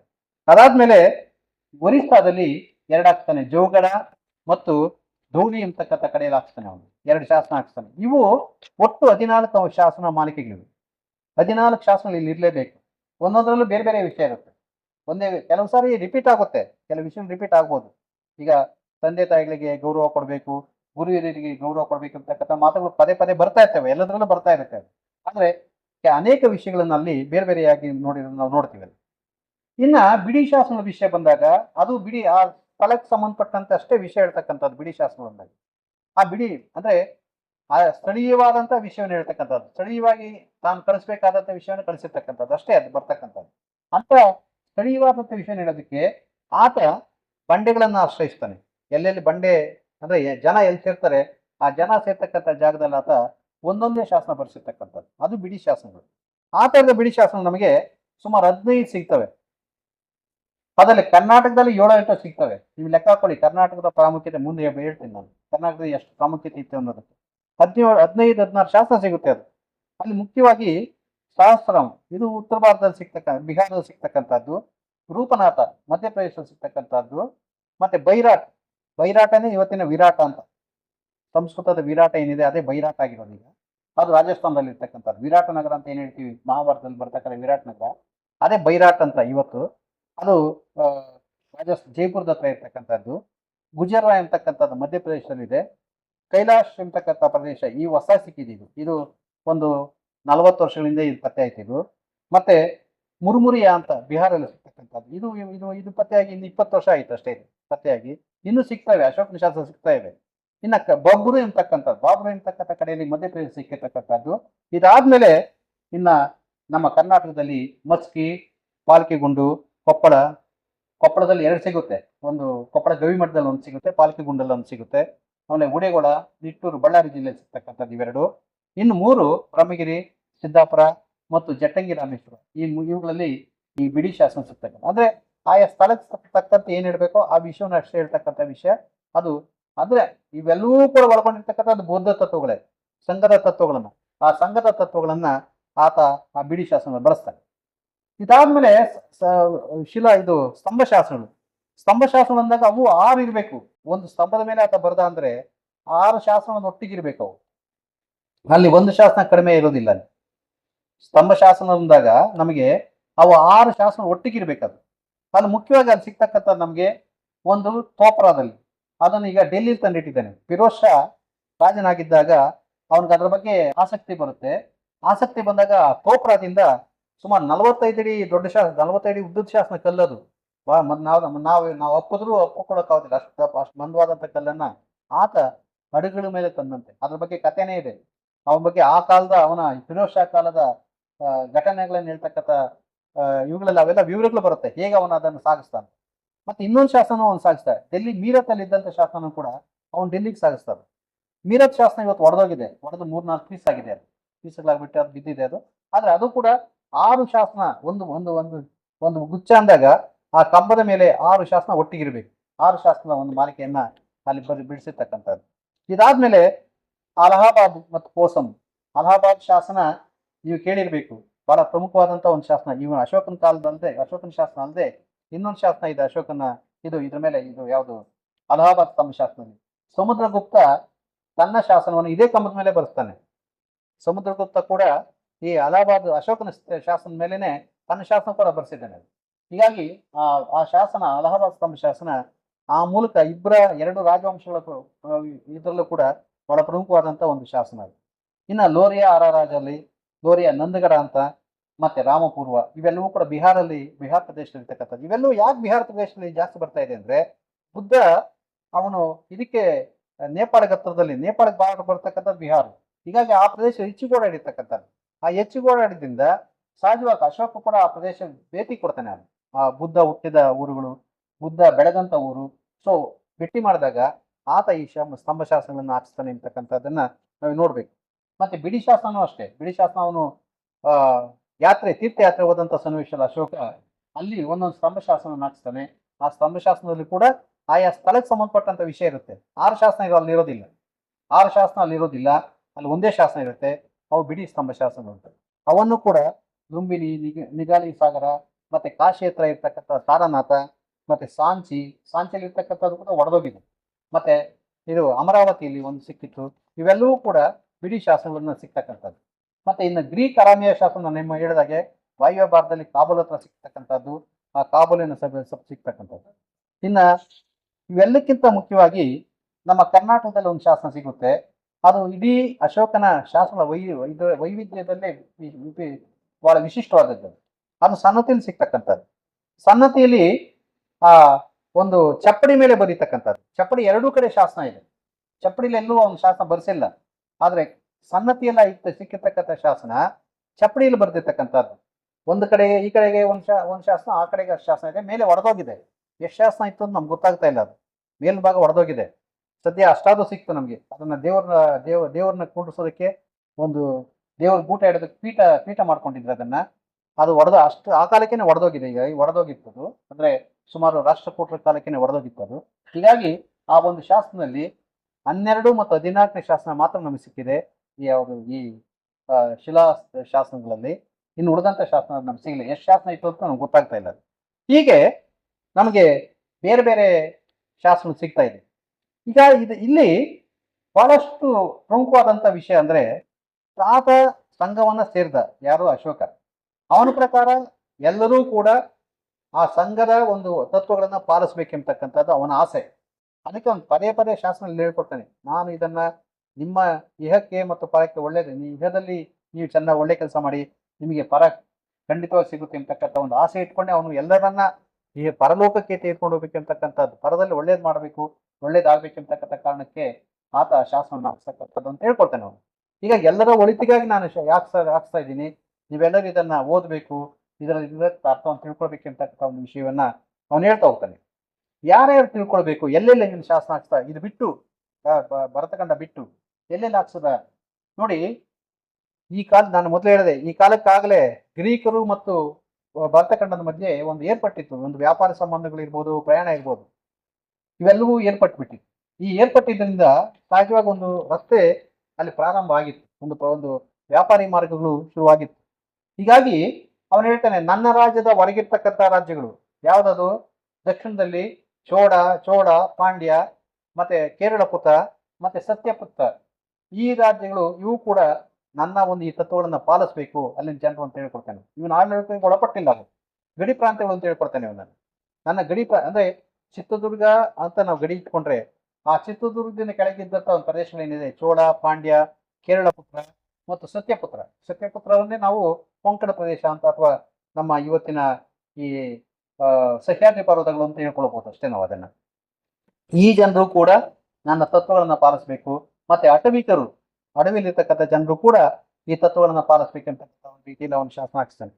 ಇವೆಲ್ಲಕ್ಕಿಂತ ಮುಖ್ಯವಾಗಿ ಹೊರಗಿನ ದೇಶಗಳು ಅಂದ್ರೆ ಯುರೋಪಿನ ದೇಶಗಳ ಬಗ್ಗೆ ಇವನ ಹೇಳ್ತಾನೆ ಕೆಲವು ವಿಷಯಗಳನ್ನ ಅಶೋಕನ ಶಾಸನಗಳಲ್ಲಿ. ಒಂದು ರಾಜ್ಯ ಆಂಟಿಗೊನಸ್ ಎಂತಕ್ಕಂಥ ಒಂದು ರಾಜ ಇದ್ದಾನೆ, ಸಿರಿಯಾದ ರಾಜ ಅವನು. ಅಲ್ಲಿ ನೀವು ಮಹಾಮಾತವನ್ನು ಕಳಿಸ್ತಾನಂತ ಇವನು, ನೀವು ಹೋಗಿ ಅಲ್ಲಿ ಧರ್ಮ ಪ್ರಚಾರ ಮಾಡಿ ಅಂತ, ಬುದ್ಧನ ತತ್ವಗಳನ್ನ ಪ್ರಚಾರ ಮಾಡಿ ಅಂತ ಎಲ್ಲಿ ಸಿರಿಯಾ ದೇಶ ಕಳಿಸ್ತಾನೆ ಇದ್ದ ಒಂದು ಗುಂಪು. ಅವನು ಹೇಳ್ಕೊಂಡಿರೋದು ಇದು. ಇನ್ನೊಂದು ತುರುಮಾಯ ಈಜಿಪ್ಟಿನ ರಾಜ ಟಾಲಮಿ ಕೇಳಿದ್ದೀರಾ? ಪಿ ಇಂದ ಶುರುವಾಗುತ್ತೆ, PTO, ಟಾಲಮಿ ಅಂತ.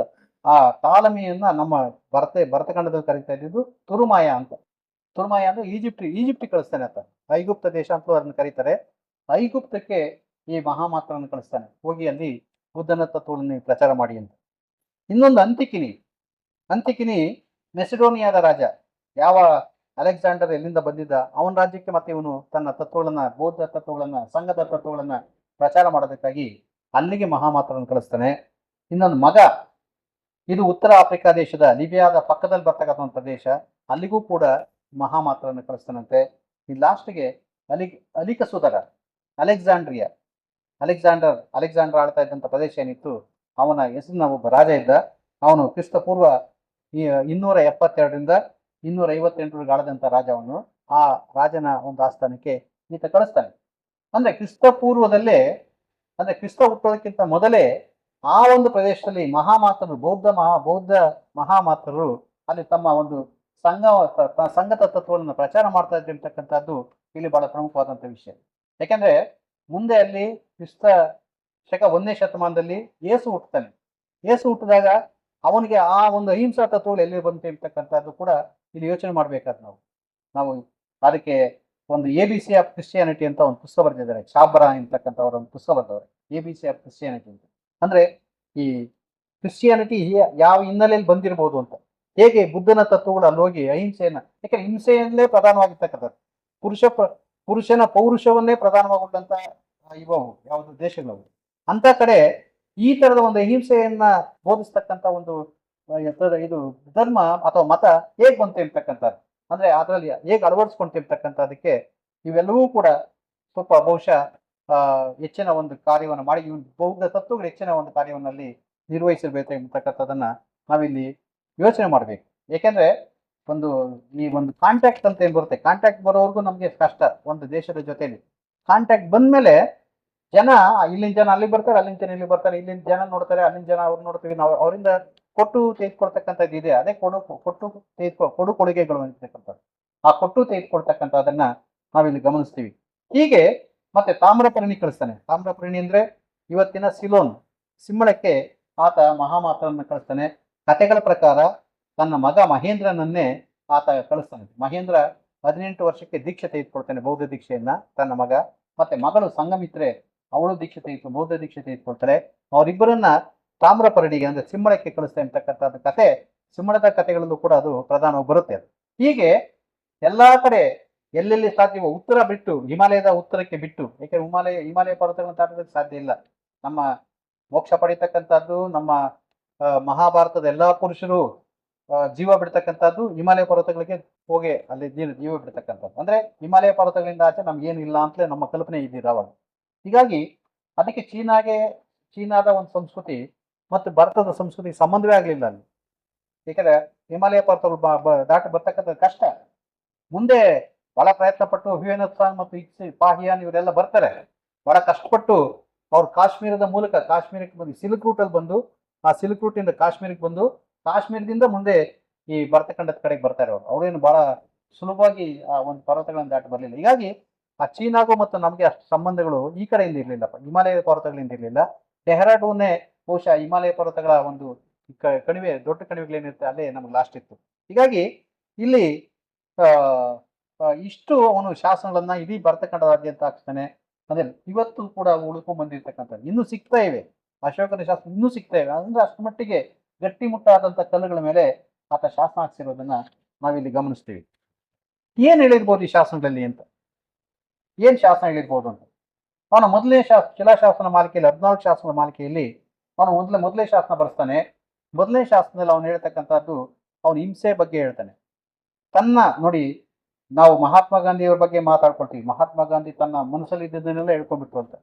ಆದ್ರೆ 2300 ವರ್ಷಗಳ ಹಿಂದೆನೆ ಅಶೋಕ ಹೇಳ್ತಾನೆ, ತನ್ನ ಮನೆಯ ಬಗ್ಗೆ ಹೇಳ್ತಾನೆ ಆತ, ನನ್ನ ಮನೆಯಲ್ಲಿ ಈಗ ಇದು ಪ್ರಾಣಿ ಹಿಂಸೆ ಮಾಡಬಾರದು. ಅವನು ಹೇಳ್ತಕ್ಕ ಮೊದಲೇ ಪದ ಅದು, ಪ್ರಾಣಿ ಹಿಂಸೆ ಮಾಡಬಾರದು. ನನ್ನ ಮನೆಯಲ್ಲಿ ಏಕೋಮುಗ, ಒಂದು ಜಿಂಕೆಯನ್ನು ಕೊಲ್ತಾ ಇದ್ದೀವಿ, 2 ಮೋರ, 2 ನವಿಲುಗಳನ್ನು ಕೊಲ್ತಾ ಇದ್ದೀವಿ ಆಹಾರಕ್ಕಾಗಿ. ಅವನು ಹೇಳ್ತಾನೆ ನೋಡ್ರಿ, ನನ್ನ ಅರಮನೆಯಲ್ಲಿ ಈಗ ಒಂದು ಜಿಂಕೆ ಮತ್ತು 2 ನವಿಲುಗಳನ್ನ ಆಹಾರಕ್ಕಾಗಿ ಕೊಲ್ತಾ ಇದ್ದೀವಿ, ಮುಂದೆ ಇದನ್ನ ನಾನು ನಿಲ್ಲಿಸ್ತೇನೆ ಅಂತ ಹೇಳ್ತಾನೆ ಅವನು. ನೋಡಿ, ಅವನು ಹೇಳ್ಕೊಳ್ಬೇಕಾದ ಅಗತ್ಯ ಏನು ಇರ್ಲಿಲ್ಲ ಅವನಿಗೆ, ಅಶೋಕನಿಗೆ. ಅವನು ಹೇಳ್ತಾನೆ, ನನ್ನ ಅರಮನೆಯಲ್ಲಿ ಪ್ರತಿದಿನ ಒಂದು ಜಿಂಕೆ, 2 ಇದು ಯಾವುದು ನವಿಲುಗಳನ್ನ ಕೊಲ್ತಾ ಇದ್ದೀವಿ, ಮುಂದೆ ಅದನ್ನು ನಿಲ್ಲಿಸ್ತೀನಿ ಅಂತ ಹೇಳ್ತಾನೆ. ಅಂದ್ರೆ ಯಾಕೆ ಹೇಳ್ತಾ ಇದ್ದಾನೆ ಅಂದ್ರೆ, ಮುಂದೆ ಈ ಮಾಂಸಾಹಾರ ಇತ್ಯಾದಿ ಮತ್ತೆ ಅಹಿಂಸೆಯನ್ನ ಪಾಲಿಸ್ಬೇಕಾದ್ರೆ ಮೊದಲಿಗೆ ತಾನು ತನ್ನ ಅರಮನೆಯಲ್ಲಿ ಅದನ್ನು ಪಾಲಿಸ್ಬೇಕು. ಸೊ ಅದನ್ನ ಅವನು ಅಳವಡಿಸ್ಕೊಡ್ತಾನೆ. ನೇರವಾಗಿ ಆ ಶಾಸನ ಹೇಳ್ತಾನೆ. ಇನ್ನು ಮುಂದೆ ಮತ್ತೆ ಸಮಾಜಗಳನ್ನ ಮಾಡಬಾರ್ದು ಅಂತ. ಸಮಾಜಗಳನ್ನು ಅಂದ್ರೆ ಈ ಸುರಾಪಾನ ಮತ್ತೆ ಇದು ಜೂಜಾಡ್ತಕ್ಕಂಥದ್ದು ಇತ್ಯಾದಿಗಳನ್ನ ಮಾಡಬಾರ್ದು ಅಂತ ಅವನ ಶಾಸನದಲ್ಲಿ, ಮೊದಲೇ ಶಾಸನದಲ್ಲಿ ಹೇಳ್ತಾನೆ. ಇವೆಲ್ಲವೂ ಕೂಡ ಕೆಟ್ಟದ್ದು, ಇದರಿಂದ ನಮಗೆ ಇಹದಲ್ಲೂ ಒಳ್ಳೇದಾಗೋದಿಲ್ಲ, ಪರದಲ್ಲೂ ಒಳ್ಳೇದಾಗೋದಿಲ್ಲ ಅಂತಕ್ಕಂಥ ಮಾತನ್ನ ಆತ ಹೇಳ್ತಾನೆ. ಅದು ಮೊದಲನೇ ಶಾಸನ, ಚಿಕ್ಕ ಶಾಸನ ಅದು. ಎರಡನೇ ಶಾಸನದಲ್ಲಿ ಅವನು ಹೇಳ್ತಾನೆ, ದೂರದ ರಾಜ್ಯಗಳಲ್ಲೂ ಕೂಡ ತನ್ನ ದೇಶದಲ್ಲಿ ಮನುಷ್ಯರಿಗೆ ಮತ್ತು ಪಶುಗಳ ಚಿಕಿತ್ಸೆ. ನಾವೆಲ್ಲ ಅಶೋಕ ಏನ್ ಮಾಡ್ದ, ಸಾಲ ಮರಗಳನ್ನ ನಡೆಸ್ತಾ, ಬಾವಿಗಳನ್ನ ತೋಡಿಸ್ತಾ ಅಂತ ಹೇಳ್ತೀವಿ. ಸೊ ಅದೇ ತರದ ಇವೇ ಮೂಲ, ಅದು ಈ ಶಾಸನಗಳೇ ಮೂಲ. ಅದಕ್ಕೆ ಪಾಪ ನಾವು ಅದನ್ನು ಓದೋದಕ್ಕೆ, ನಾವೆಲ್ಲ ಚಿಕ್ಕ ವಯಸ್ಸಲ್ಲಿ ಓದಿದ್ದ ಅದೇ, ಸಾಲ ಮರಗಳನ್ನ ನಡೆಸ್ತಾ. ಆತ 2 ತರದ ಚಿಕಿತ್ಸೆಗಳನ್ನ ಆರಂಭಿಸ್ತಾನಂತೆ. ಒಂದು ಪಶುಗಳಿಗೆ, ಇನ್ನೊಂದು ಮನುಷ್ಯರಿಗೆ.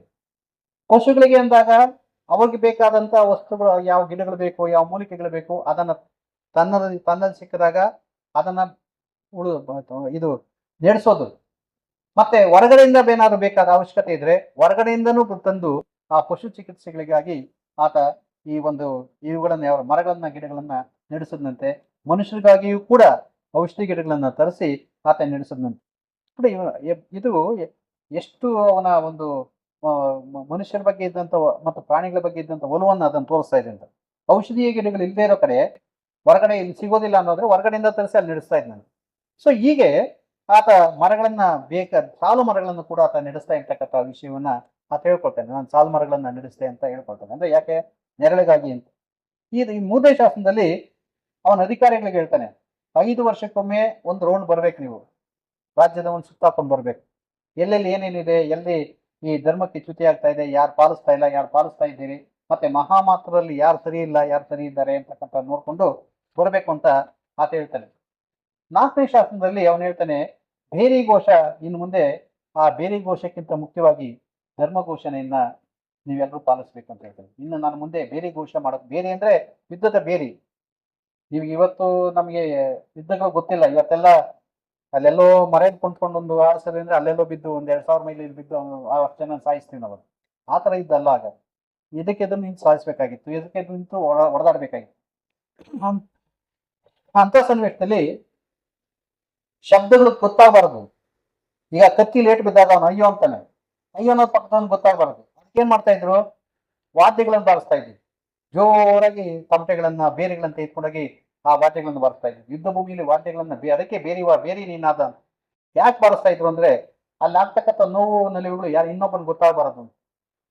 ಈ ಒಂದು ಕತ್ತಿ ಲೇಟ್ ಕೊಟ್ಟಾಗ ಅವ್ನು ಅಯ್ಯೋ ಅಂದಾಗ ಇನ್ನೊಬ್ಬರಿಗೆ ಚುರುಕ್ ಅನ್ನುತ್ತೆ, ಅಯ್ಯೋ ಇನ್ನೊಬ್ಬ ಇವನು ಅಯ್ಯೋ ಅಂತ ಅವ ಸೌಂಡೇ ಕೇಳಿಸ್ಬಾರ್ದು ಅಂದ್ಬಿಟ್ಟು ಅದಕ್ಕೆ ಅದನ್ನೇ ರಣವಾದ್ಯಗಳು ಅಂತ ಹೇಳ್ತಾ ಇದ್ದೀವಿ. ಆ ರಣವಾದ್ಯಗಳನ್ನ ಬಾರಿಸ್ತಾ ಇರೋರು ಈ ಕಡೆ. ನೀವು ಆ ಪಂಪ ಭಾರತವನ್ನು ಓದಿ, ಪಂಪ ಭಾರತದಲ್ಲೂ ಕೂಡ ಇದು ಬರ್ತಾ ಇದೆ.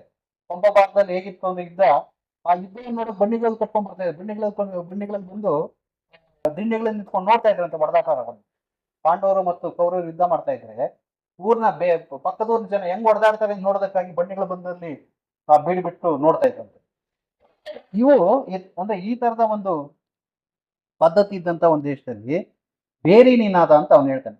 ಇನ್ನು ಮುಂದೆ ಬೇರಿ ನಿನಾದಕ್ಕಿಂತ ಅದು ಬೇರಿ ಘೋಷ ಬೇಡ, ಇನ್ನ ಬೇರಿ ಘೋಷಕ್ಕಿಂತ ಧರ್ಮಘೋಷ ಈಗ ಮೊಳಗ್ತಾ ಇದೆ ನನ್ನ ಆಡಳಿತದಲ್ಲಿ, ರಾಜ್ಯದಲ್ಲಿ. ಇನ್ನು ಮುಂದೆ ಬೇರಿ ಘೋಷಕ್ಕೆ ಅವಕಾಶ ಇಲ್ಲ. ಬೇರಿ ಘೋಷಕ್ಕಿಂತ ಮುಖ್ಯವಾಗಿ ಧರ್ಮಘೋಷಕ್ಕೆ ನಾನು ಹೆಚ್ಚಿನ ಒಲವನ್ನು ಕೊಡ್ತೀನಿ ಅಂತ ಆತ ಹೇಳ್ತಾನೆ. ಇದ್ರ ಜೊತೆಗೆ ಅಹಿಂಸೆ ಪಾಲಿಸ್ಬೇಕೆಲ್ರೂ, ಗುರು ಹಿರಿಯರ ಶುಶ್ರೂಷೆ, ಮಾತಾಪಿತೃಗಳ ಶುಶ್ರೂಷೆ ಮಾಡ್ಬೇಕಂತಕ್ಕಂಥ ಆಸೆಯನ್ನು ಹೊರಿಸ್ತಾನೆ. ಇದರಿಂದ ಈ ಕೆಲಸ ಮಾಡೋದ್ರಿಂದ ನಿಮ್ಮ ಪರದ ಮೌಲ್ಯ ವರ್ಧಿಸುತ್ತೆ ಅಂತ. ಅಂದ್ರೆ ನೀವು ನಿಮ್ಮ ಗಂಟು ಪರಲೋಕಕ್ಕೆ ನೀವು ತೆಗೆದುಕೊಂಡು ಹೋಗಬಹುದಾದಂಥ ಗಂಟು ಅದು ದೊಡ್ಡದಾಗ್ತಾ ಹೋಗುತ್ತೆ ಈ ಇಹಲೋಕದಲ್ಲಿ ನೀವು ಕೆಲಸ ಮಾಡ್ಬೇಕು ಅಂತ ಹೇಳ್ತಾನೆ.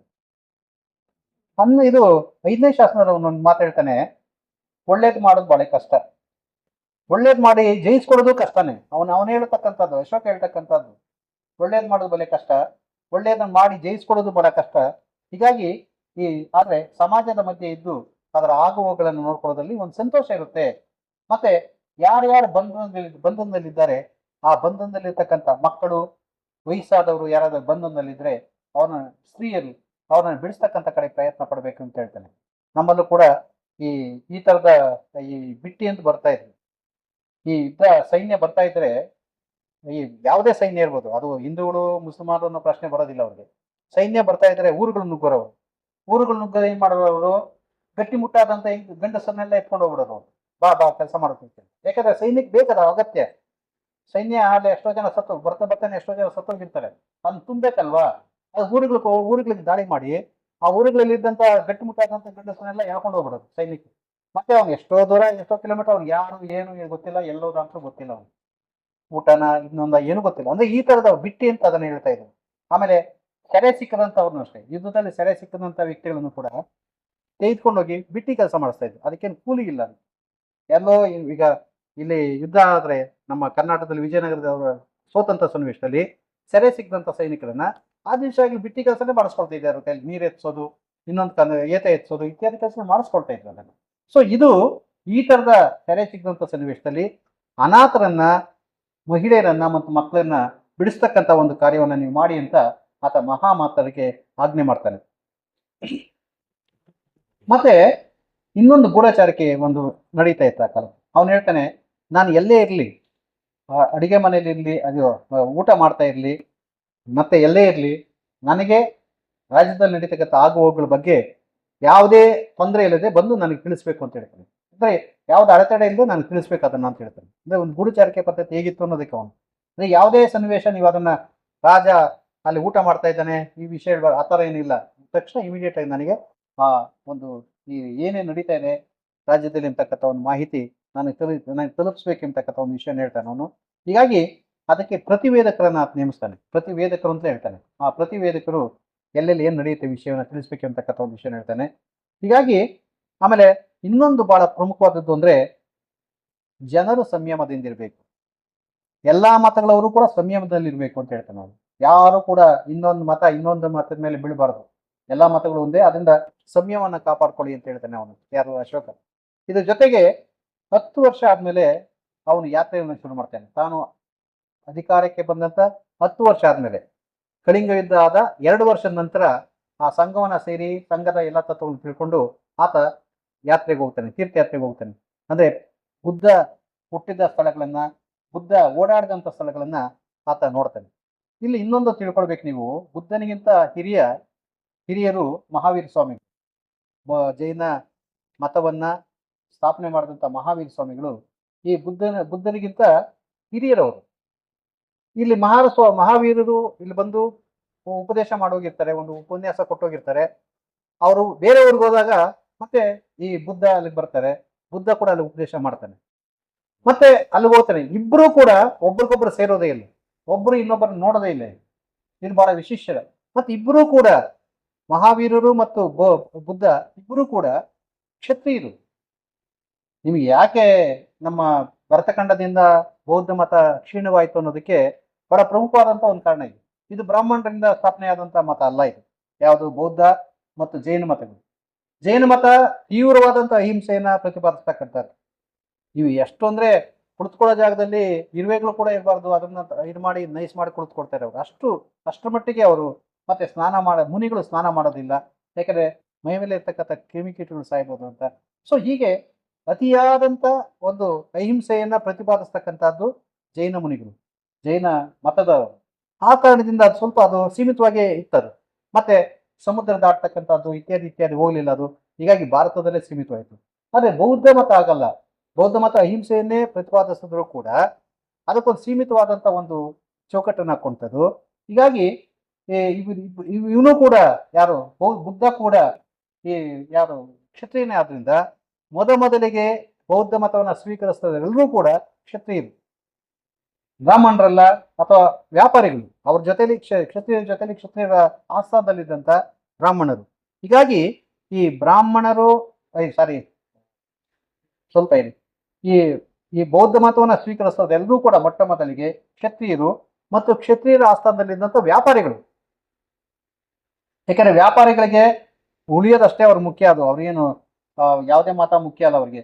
ಯಾರು ರಾಜ ಯಾವ ಮತಕ್ಕೆ ಇದು ಮಾಡಿರ್ತಾನೆ ಆ ಮತಕ್ಕೆ ಅವ್ರು ಬಹಳ ಬೇಗ ಅವ್ರು ಸೇರ್ಕೊಳ್ತಾರೆ. ಹೀಗಾಗಿ ವ್ಯಾಪಾರಿಗಳು ಮತ್ತು ಕ್ಷತ್ರಿಯರು ಈ ಮತವನ್ನು ಸ್ವೀಕರಿಸ್ತಾರೆ, ಬ್ರಾಹ್ಮಣರು ಸ್ವೀಕರಿಸೋದಿಲ್ಲ. ಬ್ರಾಹ್ಮಣರಲ್ಲಿ ಬಹಳ ಕಡಿಮೆ ಸ್ವೀಕರಿಸ್ತಕ್ಕಂಥದ್ದು. ನೀವು ಬುದ್ಧನ ಕಥೆಗಳನ್ನ ಓದಿ, ನೀವು ಬೋಧಿಸತ್ವನ ಕಥೆಗಳು ಅಂತ ಬರ್ತಾ ಇದೆ, ಅದರಲ್ಲಿ ನೀವೆಲ್ಲ ಈ ಕಥೆಗಳನ್ನ ಓದಿದಾಗ ನಿಮ್ಗೆ ಗೊತ್ತಾಗುತ್ತೆ ಇದ್ರಲ್ಲಿ ಯಾರ್ಯಾರು ಅಂತ. ಬರೀ ವ್ಯಾಪಾರದ ಕಥೆಗಳು ಹೆಚ್ಚಿಗೆ ಬರ್ತಕ್ಕಂಥದ್ದು. ಇದಾದ್ಮೇಲೆ ಆ ವಿಹಾರ ಯಾತ್ರೆ ಹೋಗ್ತಾನೆ. ವಿಹಾರ ಯಾತ್ರೆಯಲ್ಲಿ ಏನ್ ಮಾಡ್ತಾನೆ ಈತ? ಬ್ರಾಹ್ಮಣರಿಗೆ, ಶ್ರಮಣರಿಗೆ, ಬೇರೆ ಬೇರೆಯವರಿಗೆಲ್ಲ ದಾನ ಕೊಡ್ತಕ್ಕಂಥದ್ದು, ಮತ್ತೆ ಆ ಇದು ಬುದ್ಧ ಹುಟ್ಟಿದಂತ ಒಂದು ಸ್ಥಳಗಳಲ್ಲಿ ದಾನ ಕೊಡ್ತಕ್ಕಂಥದ್ದು, ಈ ಒಂದು ಕೆಲಸವನ್ನು ಅವನು ಮಾಡ್ತಾನೆ ಅಂತ ಹೇಳ್ಕೊಡ್ತಾನೆ. ಇನ್ನ 9ನೇ ಶಾಸನ ಬಹಳ ಮುಖ್ಯ. ಆ ಕಾಲಕ್ಕೂ ಕೂಡ ಕಂದಾಚಾರಗಳು ಎಷ್ಟು ಮಟ್ಟಿಗೆ ಇತ್ತು, ಮಹಿಳೆಯರು ಕಂದಾಚಾರವನ್ನು ಮಾಡ್ತಾ ಇದ್ರು ಅಂತಕ್ಕಂಥದ್ದನ್ನ ಬಹಳ ಚೆನ್ನಾಗಿ ಹೇಳ್ತಾನೆ ಆತ. ಈ ಮಹಿಳೆಯರು ಬಹಳ ಬೇಗ ನಂಬಿಡ್ತಾರೆ, ಯಾವುದೇ ಒಂದು ಇದನ್ನ ನಂಬಿಡ್ತಾರೆ, ನಂಬಿ ಮೋಸ ಹೋಗ್ತಾರೆ. ಅದರಿಂದ ಈ ಶಕುನಗಳನ್ನು ನೋಡ್ತಕ್ಕಂಥದ್ದು ಇತ್ಯಾದಿ ಇತ್ಯಾದಿಗಳಿಂದ ನಮ್ಮ ಸಮಾಜಕ್ಕೆ ಅದರಿಂದ ಏನು ಒಳ್ಳೇದಾಗೋದಿಲ್ಲ ಅಂತಕ್ಕಂಥ ಒಂದು ಇದನ್ನು ನೋಡಿ ಅವನು ವಿಚಾರವಾಗಿ ಆ ಕಾಲಕ್ಕೆ ಎಷ್ಟು ವಿಚಾರವನ್ನು ಮಾಡ್ತಾನೆ. ಶಕುನಗಳನ್ನ ಅವರು ಬಹಳ ಬೇಗ ಹೆಂಗಸನ್ನು ನಂಬ್ತಾರೆ, ಅದನ್ನ ಇದು ಮಾಡಬಾರ್ದು. ಆಮೇಲೆ ಸೇವಕರಲ್ಲಿ ಮತ್ತೆ ನಮ್ಮ ಮನೆಯಲ್ಲಿ ಕೆಲಸ ಮಾಡ್ತಕ್ಕಂಥವರಲ್ಲಿ ಮತ್ತೆ ಬೇರೆ ಬೇರೆಯವರಲ್ಲಿ ಒಂದು ಈ ಕರುಣೆ ಇರಲಿ ಅಂತಕ್ಕಂಥ ಮಾತು ಹೇಳ್ತೇನೆ. ಕರುಣೆ ಅಂತಕ್ಕಂಥದ್ದನ್ನ ಬರೀ ನಾವು ಯಾರ್ಯಾರು ಅಲ್ಲ, ಮನೇಲಿ ಕೆಲಸ ಮಾಡ್ತಕ್ಕಂಥ ಸೇವಕರು ಮತ್ತು ವೃತ್ತಿಯರು ಅವರಲ್ಲೂ ಕೂಡ ನಾವು ಕರುಣೆಯನ್ನ ತೋರಿಸ್ಬೇಕಂತಕ್ಕಂಥ ಮಾತನ್ನು ಹೇಳ್ತೇನೆ. ಮತ್ತೆ ಧರ್ಮ ಮಂಗಲವನ್ನ ಎಲ್ಲರೂ ಆಚರಿಸ್ಬೇಕು. ಬೇರೆ ಮಂಗಲಗಳಿಗಿಂತ ಧರ್ಮ ಮಂಗಲ ಬಹಳ ಶ್ರೇಷ್ಠ ಅಂತ ಹೇಳ್ತೇನೆ. ಅಂದ್ರೆ ಬೇರೆ ಮಂಗಲ ಅಂದ್ರೆ ಈ ಬೇರೆ ಆಚರಣೆಗಳಿಗಿಂತ ಬುದ್ಧನ ತತ್ವಗಳ ತರ ಆ ಬುದ್ಧನ ತತ್ವಗಳನ್ನು ಪಾಲನೆ ಮಾಡ್ತಕ್ಕಂಥದ್ದು ಬಹಳ ಒಳ್ಳೆಯದು ಅಂತಕ್ಕಂಥ ರೀತಿಯಲ್ಲಿ ಅವನು ಹೇಳ್ತಾನೆ. ಅದು ಈ ಬುದ್ಧನ ತತ್ವಗಳನ್ನು ಆಚರಿಸೋದ್ರಿಂದ ಅದು ಕಾಲವನ್ನ ಮೀರಿದ್ದು ಅಂತ ಹೇಳ್ತಾನೆ. ಕಾಲವನ್ನ ಮೀರಿದ್ದದು, ಅದರಿಂದ ಇಹದಲ್ಲಿ ನಿಮಗೆ ಮತ್ತು ಪಾರದಲ್ಲಿ ಅದು ಒಳ್ಳೆ ಫಲವನ್ನು ಕೊಡುತ್ತೆ ಅಂತಕ್ಕಂಥ ಮಾತನ್ನು ಹೇಳ್ತಾನೆ. ಇದು ಅವನು ಜನರ ಬಗ್ಗೆ ತನ್ನ ಮನಸ್ಸಲ್ಲಿದ್ದಂತ ಒಂದು ತತ್ವಗಳನ್ನ ಹೇಗೆ ಪಾಲಿಸ್ಬೇಕು ಅಂತಕ್ಕಂಥ ವಿಷಯದಲ್ಲಿ ಬರ್ಸಿರ್ತಕ್ಕಂಥದ್ದು ನೋಡಿ. ಮುಂದೆ ಯಾರು ಈ ತರ ಬರ್ಸಕ್ ಹೋಗ್ಲಿಲ್ಲ. ಯಾವ ರಾಜನೂ ಕೂಡ ಈ ತರ ಪ್ರಜೆಗಳನ್ನ ಮನಸ್ಸಲ್ಲಿ ಇಟ್ಕೊಂಡು ಅಥವಾ ಬೌದ್ಧ ತತ್ವಗಳನ್ನ ಮನಸ್ಸಲ್ಲಿ ಇಟ್ಕೊಂಡು ಯಾರು ಕೂಡ ಬರ್ಸಿಲ್ಲ. ಬುದ್ಧ ಇವನು ಅಶೋಕ ಒಬ್ಬನೇ ಈ ತರ ಬರ್ಸ್ತಕ್ಕಂಥದ್ದು. ಇನ್ನು ಬೇರೆ ಬೇರೆ ವಿಷಯಗಳನ್ನ ಹೇಳ್ಕೊಂಡು ಹೋಗ್ತಾನೆ. ಮತ್ತೆ ಇಲ್ಲಿ ಕಳಿಂಗದ ಬಗ್ಗೆ ಹೇಳ್ತಾನೆ ಅವನು. ಅದು 13ನೇ ಶಾಸನದಲ್ಲಿ ಹೇಳ್ಕೊಳ್ತಾ ಹೋಗ್ತಾನೆ. 13ನೇ ಶಾಸನದಲ್ಲಿ ಕಳಿಂಗದ ಬಗ್ಗೆ ಹೇಳುವಾಗ ಕಳಿಂಗದ ಯುದ್ಧದ ಬಗ್ಗೆ ಹೇಳ್ತಾ ಅವನು ಅಭಿಷಿಕ್ತನಾಗಿ 8ನೇ ವರ್ಷದಲ್ಲಿ ಯುದ್ಧಕ್ಕೆ ಹೋಗ್ತಕ್ಕಂಥದ್ದು. ಅಂದ್ರೆ ಅವನ ರಾಜ್ಯಭಾರಕ್ಕೆ ಬಂದ 8ನೇ ವರ್ಷಕ್ಕೆ ಅವನು ಯುದ್ಧಕ್ಕೆ ಹೋಗ್ತಾನೆ.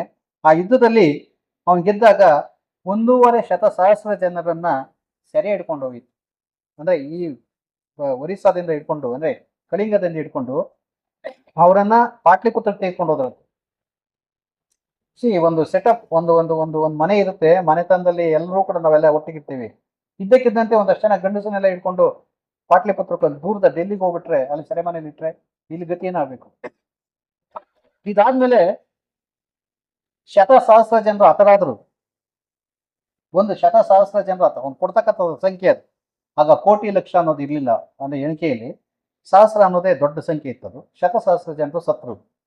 ಮತ್ತೆ ಅದಕ್ಕಿಂತ ಬಹುಮಂದಿ ಅನಾಥರಾದರು ಇರ್ತಕ್ಕಂಥ, ಕೈ ಕಾಲು ಕಳ್ಕೊಂಡವ್ರು ಇರ್ಬೋದು, ಇನ್ನೊಂದು ಇರ್ಬೋದು, ಇವರೆಲ್ಲೂ ಕೂಡ ಅನಾಥರಂತೆ ಆದ್ರು. ಆದ್ರಿಂದ ಇದರಿಂದ ನನಗೆ ಬಹಳ ನೋವಾಗಿದೆ. ಆದ್ರಿಂದ ನಾನು ಈ ಬೇರಿ ಮಂಗಲವನ್ನ ನಿಲ್ಲಿಸಿ ಧರ್ಮ ಮಂಗಲದ ಕಡೆಗೆ ನಾನು ಮನಸ್ಸು ಮಾಡ್ತೀನಿ ಅಂತಕ್ಕಂಥ ಮಾತನ್ನ ಅವನು ಹೇಳ್ತಾನೆ.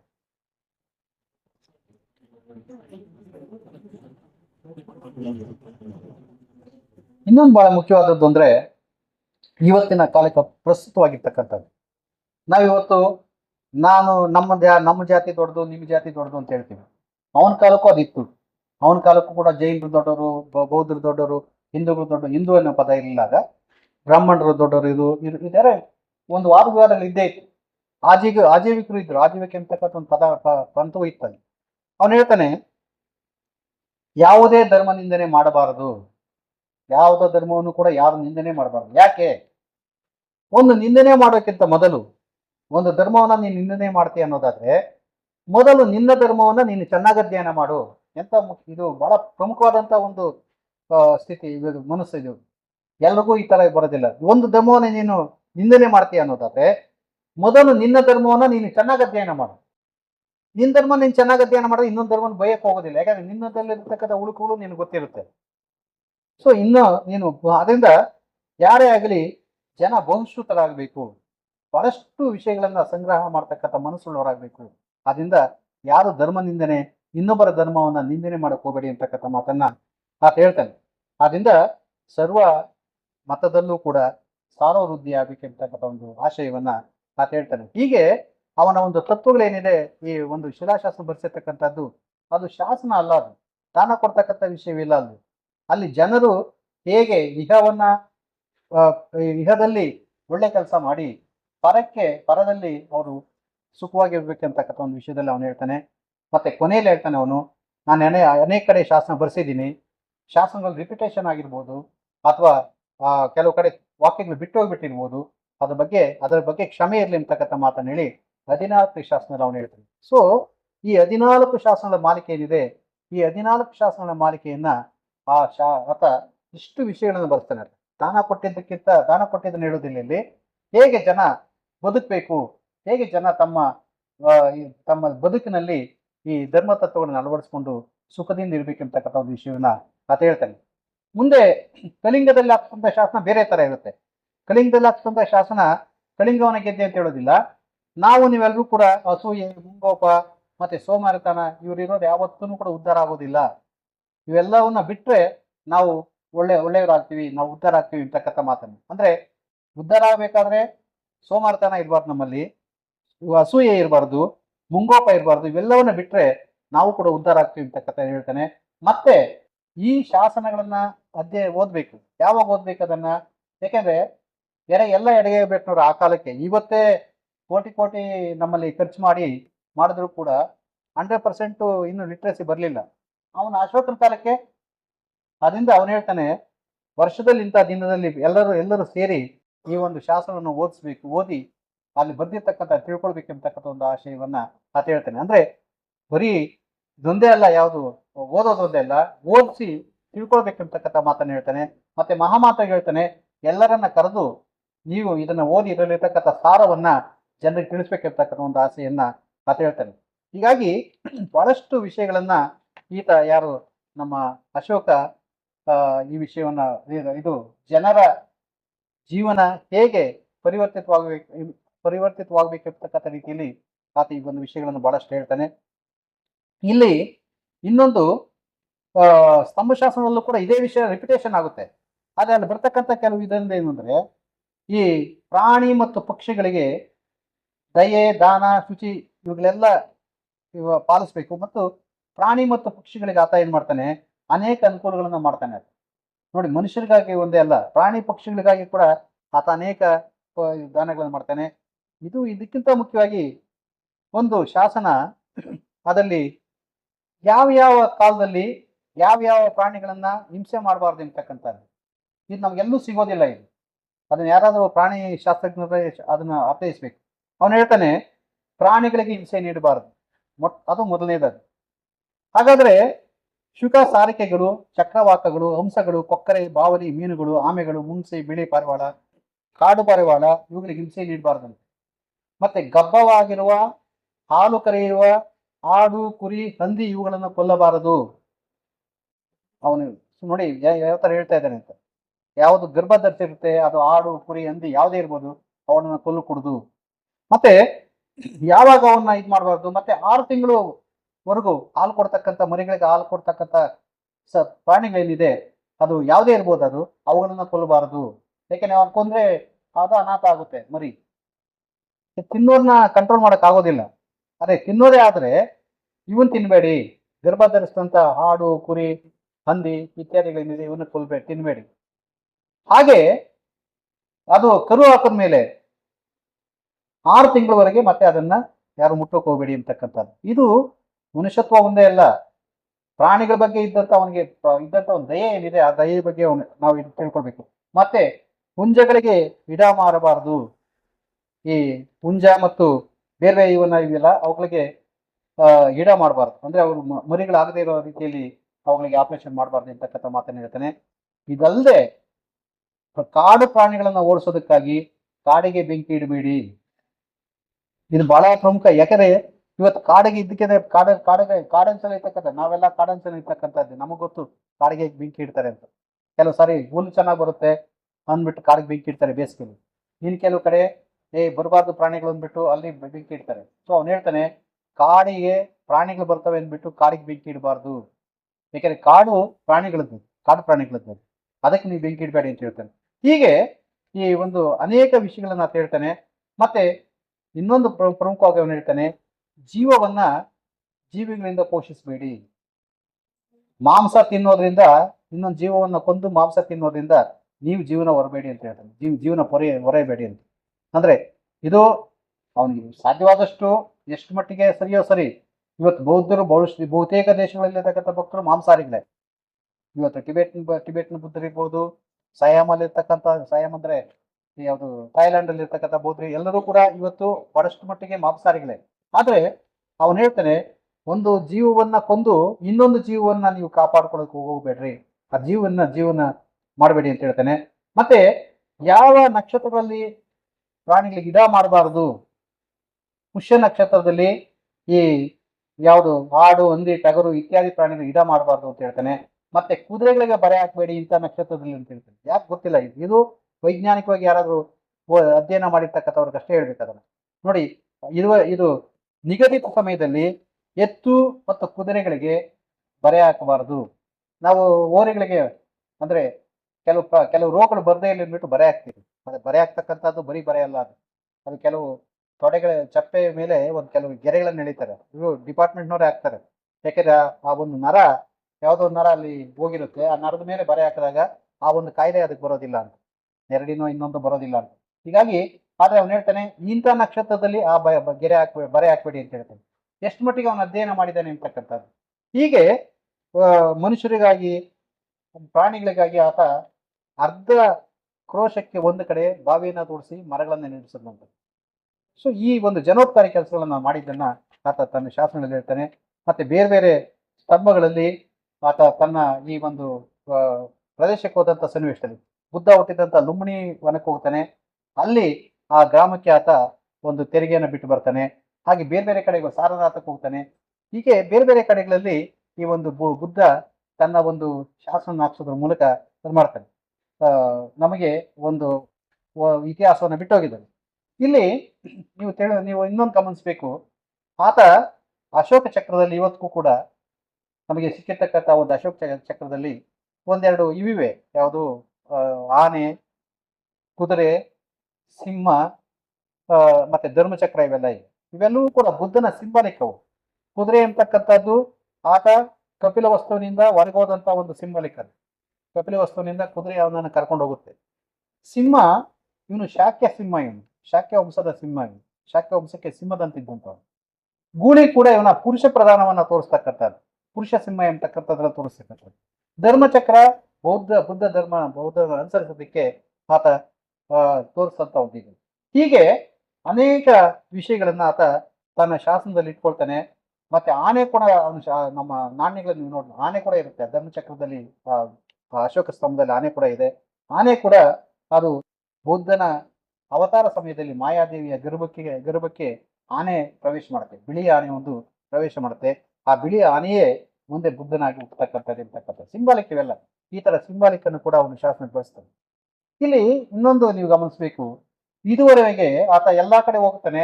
ಬಹಳಷ್ಟು ಕಡೆಗಳಲ್ಲಿ ತಾನು ಎಲ್ಲೆಲ್ಲಿ ಹೋಗ್ತಾನೆ, ಎಲ್ಲೆಲ್ಲಿ ಬುದ್ಧರು ಉಪದೇಶ ಮಾಡಿದ್ರು ಅಲ್ಲೆಲ್ಲ ಸ್ತೂಪಗಳನ್ನ ಮಾಡಿಸ್ತಾನೆ. ಆದ್ರೆ ಆ ಸ್ತೂಪಗಳೆಲ್ಲವೂ ಕೂಡ ಮಣ್ಣಿನ ಸ್ತೂಪಗಳಾದ್ರಿಂದ ಅವು ಉಳಿದಿಲ್ಲ. ಮುಂದಿನ ಶತಮಾನಗಳಲ್ಲಿ ಅವೆಲ್ಲವೂ ಏನಾಯ್ತು, ಮುಂದೆ ಬೇರೆ ಮುಂದೆ ಬಂದಂತ ರಾಜರು ಅನೇಕರು ಆ ಒಂದು ಇದು ಸ್ತೂಪಗಳನ್ನ ಮತ್ತೆ ಅವುಗಳ ಮೇಲೆ ಅಲಂಕಾರಿಕವಾಗಿ ಮಾಡಿ ಅವುಗಳನ್ನ ಇವತ್ತು ಸಾಂಚಿ ಸ್ತೂಪದಲ್ಲೂ ಕೂಡ ಆಗಿದೆ. ಸಾಂಚಿ ಸ್ತೂಪ ಒರಿಜಿನಲ್ ಬುದ್ಧಂದಲ್ಲ, ಅದು ಆ ಬುದ್ಧನ ಸ್ತೂಪವನ್ನ ಮತ್ತೆ ಮುಂದೆ ರೀಕನ್ಸ್ಟ್ರಕ್ಟ್ ಮಾಡ್ತಾರೆ. ಅಲ್ಲಿ ಅನೇಕ ಶಿಲ್ಪಗಳನ್ನು ಸೇರಿಸ್ತಾರೆ, ಅನೇಕ ಬೇರೆ ಶಿಲ್ಪಗಳನ್ನು ಸೇರಿಸಿ ಇದು ಮಾಡ್ತಾರೆ. ಹೀಗಾಗಿ ಇವನ ಕಾಲಕ್ಕೆ ಪ್ರಮುಖವಾಗಿದ್ದಂಥ ಒಂದು ಸೆಕ್ಟ್ಗಳಂದ್ರೆ ಮತಗಳಂದ್ರೆ ಒಂದು ಬ್ರಾಹ್ಮಣ ಮತ, ಇನ್ನೊಂದು ಆಜೀವಿಕರು, ಇನ್ನೊಂದು ಜೈನ, ಇನ್ನೊಂದು ಈ ಬೌದ್ಧ. ಇವು ಪ್ರಮುಖವಾಗಿದ್ದಂಥ ಒಂದು ಮತಗಳು. ಈ ಮತಗಳ ಮಧ್ಯೆ ಆಜೀವಿಕರಿಗೆ ಆತ ಏನ್ ಮಾಡ್ತಾನೆ, ಒಂದು ಕೆಲವು ಗುಹೆಗಳನ್ನ ಮಾಡಿಸ್ಕೊಡ್ತಾನೆ. ಆ ಗುಹೆಗಳನ್ನ ಮಾಡಿಸಿ ಇಲ್ಲಿ ತಪಸ್ ಮಾಡ್ಕೊಂಡಿದೆ ಅಂತ ಹೇಳ್ತಾನೆ. ಸೊ ಹೀಗೆ ಅನೇಕ ಕಡೆಗಳಲ್ಲಿ ಅಶೋಕ ಇಡೀ ಭರತಖಂಡದಾದ್ಯಂತ ಒಂದೇ ಕಾಲದಲ್ಲಿ, ಅಂದ್ರೆ ತನ್ನ ಆಳ್ವಿಕೆ 26 ವರ್ಷ ಅವನ ಆಳ್ವಿಕೆ ನಡೆಸ್ತಾನೆ. ಅವನು ಹೇಳ್ತಾನೆ 26ನೇ ವರ್ಷ ನಮ್ಗೆ ಸಿಕ್ಕಿರ್ತಕ್ಕಂಥ ದಾಖಲೆಯಲ್ಲಿ 26ನೇ ವರ್ಷದ ಹಾಕ್ಸಂತ ಶಾಸನ. 26ನೇ ವರ್ಷದಲ್ಲಿ ಆ 26 ವರ್ಷದ ಆಳ್ವಿಕೆ ನಡೆಸುವಂತ ಸನ್ನಿವೇಶದಲ್ಲಿ 8 ವರ್ಷ ಅದ್ರಲ್ಲಿ ತೆಗೆದ್ರೆ 16 ವರ್ಷ ಕಾಲ 18 ವರ್ಷಗಳ ಕಾಲ ಆತ ಈ ಧರ್ಮದ ಒಂದು ಕಾರ್ಯದಲ್ಲಿ ಇರ್ತಾನೆ. ಹೀಗಾಗಿ ಇದರಿಂದ ನೀವು ಮುಂದೆ ಈ ಮಧ್ಯಪ್ರಾಚ್ಯ ಅಂತ ಏನಿದೆ, ಮಧ್ಯಪ್ರಾಚ್ಯ ಅಂದ್ರೆ ನಿಮಗೆ ಏಷ್ಯಾ ಮೈನರ್ ಅಂತ. ಏಷ್ಯಾ ಮೈನರ್ ಅಂದ್ರೆ ಯಾವುದು? ಅಲ್ಲ, ಅವ್ರು ಹೇಳಿ ಸ್ವಲ್ಪ ವಿದ್ಯಾರ್ಥಿ. ಅರಬ್ ಕಂಟ್ರೀಸ್ ಅಲ್ಲ, ಅರಬ್ ಕಂಟ್ರೀಸ್ ಇಂದ ಮೇಲೆ ಇರ್ತಕ್ಕಂಥದ್ದು ಉಜ್ಬೇಕಿಸ್ತಾನ, ಕಜಕಿಸ್ತಾನ, ಇವೆಲ್ಲ ಆ ಸ್ಥಾನ ಅಂತ ಬರುತ್ತಲ್ಲ, ಆ ಸ್ಥಾನಗಳೆಲ್ಲವೂ ಕೂಡ ಅವು ಏಷ್ಯಾ ಮೈನರ್ ಅಂತ. ಅಲ್ಲಿ ಬೌದ್ಧ ಮತ ಬಹಳ ಗಟ್ಟಿಯಾಗಿ ನೆಲೆಯಿರೋದ ಕಾರಣ ಆಯ್ತು. ಆ ಏಷ್ಯಾ ಮೈನರ್ ಪ್ರಾಂತ್ಯದಲ್ಲಿ ಈ ವಾಯುವ್ಯ ಭಾರತದ ಮೂಲಕ ಹೋದಂತ ಬೌದ್ಧ ಮತ ಅಲ್ಲಿ ಗಟ್ಟಿಯಾಗಿ ನೆಲೆಯೂರ್ತು. ಸುಮಾರು ಈ ಇಸ್ಲಾಂ ಉದಯಕ್ಕಿಂತ ಮೊದಲು ಗಟ್ಟಿಯಾಗಿದ್ದಂತ ಆ ಪ್ರದೇಶದಲ್ಲೆಲ್ಲ ಗಟ್ಟಿಯಾಗಿದ್ದಂತ ಒಂದು ಮತ ಅಂದ್ರೆ ಅದು ಈ ಬೌದ್ಧ ಮತ. ಹೀಗಾಗಿ ಬೌದ್ಧ ಭಿಕ್ಷುಗಳು ಅವರಿಗೆ ಸಾಗರೋಲ್ಲಂಘನ ಆಗ್ಲಿ ಇನ್ನೊಂದಾಗ್ಲಿ ಅವ್ರಿಗೆ ಅನ್ವಯಿಸ್ತಾ ಇರ್ಲಿಲ್ಲ. ನಮ್ಮ ಸಾಗರೋಲ್ಲಂಘನ ಮಾಡೋಂಗಿರ್ಲಿಲ್ಲ, ಆದ್ರೆ ಅವರಲ್ಲಿ ಸಾಗರೋಲ್ಲಂಘನ ಇನ್ನೊಂದಕ್ಕಾಗ್ಲಿ ವ್ಯತ್ಯಾಸ ಇಲ್ಲ. ಅದೇ ಮೂಲಕ ಇದು 4ನೇ ಶತಮಾನಕ್ಕೆ ನಮ್ಮ ಆಗ್ನೇಯ ಏಷ್ಯಾ ದೇಶಗಳಿಗೆ ಅವರು ಹೋಗ್ತಾರೆ. ಆಗ್ನೇಯ ಏಷ್ಯಾ ದೇಶಗಳಲ್ಲೂ ಕೂಡ ಈ ಬೌದ್ಧ ಮತ ಪ್ರಸಾರ ಆಗೋದಕ್ಕೆ ಅದು ಕಾರಣವಾಗುತ್ತೆ. ಹೀಗಾಗಿ ಆಗ್ನೇಯ ಏಷ್ಯಾ ದೇಶಗಳು ಮತ್ತೆ ಏಷ್ಯಾ ಮೈನರ್ ಪ್ರದೇಶಗಳು, ಏಷ್ಯಾ ಮೈನರ್ ಪ್ರದೇಶದ ಮೂಲಕ ಟಿಬೆಟ್ಗೆ ಬರುತ್ತೆ, ಟಿಬೆಟ್ನ ಮೂಲಕ ಚೈನಾಗ ಹೋಗುತ್ತೆ, ಚೈನಾ ಮೂಲಕ ಜಪಾನ್ಗೆ ಹೋಗುತ್ತೆ ಬೌದ್ಧ ಮತ. ಇವತ್ತಿಗೂ ಕೂಡ ನಾನಾ ಬೇರೆ ರೂಪಗಳಲ್ಲಿ ಬೇರೆ ಹೆಸರುಗಳಲ್ಲಿ ಈ ಪ್ರದೇಶಗಳಲ್ಲೆಲ್ಲ ಕೂಡ, ಚೀನಾದಲ್ಲಿ ಕಮ್ಯುನಿಸ್ಟ್ ಇದ್ರೂ ಕೂಡ ಅಲ್ಲಿ ಇವತ್ತಿಗೂ ಕೂಡ ಬೌದ್ಧ ಮತ ಆಚರಿಸ್ತಕ್ಕಂಥ ಜನ ಇದ್ದಾರೆ ಅಲ್ಲಿ. ಹಾಗೆ ಜಪಾನ್ನಲ್ಲೂ ಕೂಡ ಅದು ಬೇರೆ ಹೆಸರಲ್ಲಿ ಶಿಂಟೋನೋ ಇನ್ನೊಂದು ಹೆಸರಲ್ಲೋ ಆ ಬೌದ್ಧ ತತ್ವವನ್ನು ಆಚರಿಸ್ತಕ್ಕಂಥ ಈ ಧರ್ಮ ಅಲ್ಲಿದೆ. ಹೀಗಾಗಿ ಅಶೋಕ ಹಾಕದಂತ ಒಂದು ಬೇಸ್ ಏನಿದೆ, ಈ ಮಹಾಮಾತ್ರನ್ನ ಸೃಷ್ಟಿ ಮಾಡಿ ಬೇರೆ ಪ್ರತಿವೇದಕರನ್ನ ಸೃಷ್ಟಿ ಮಾಡಿ ಇವೆಲ್ಲ ಕನಸನಲ್ಲ, ಅದರ ಪ್ರಭಾವ ಇಡೀ ಏಷ್ಯಾ ಖಂಡದಲ್ಲೇ ಬೌದ್ಧ ಮತ ಹರಡೋದಕ್ಕೆ ಅದು ಕಾರಣವಾಯಿತು.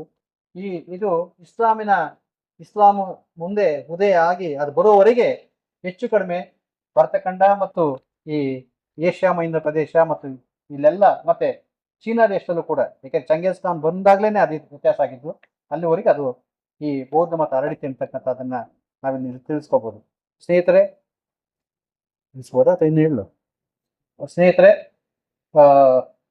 ಸಮಯ ಆರಂಭ ಆಗಿದ್ದು ಸ್ವಲ್ಪ ತಡ, ಹೀಗಾಗಿ ಇನ್ನು ಕರ್ನಾಟಕದ ಬಗ್ಗೆ ನಾನು ಕರ್ನಾಟಕ ಬದಲೇ ಇಲ್ಲ.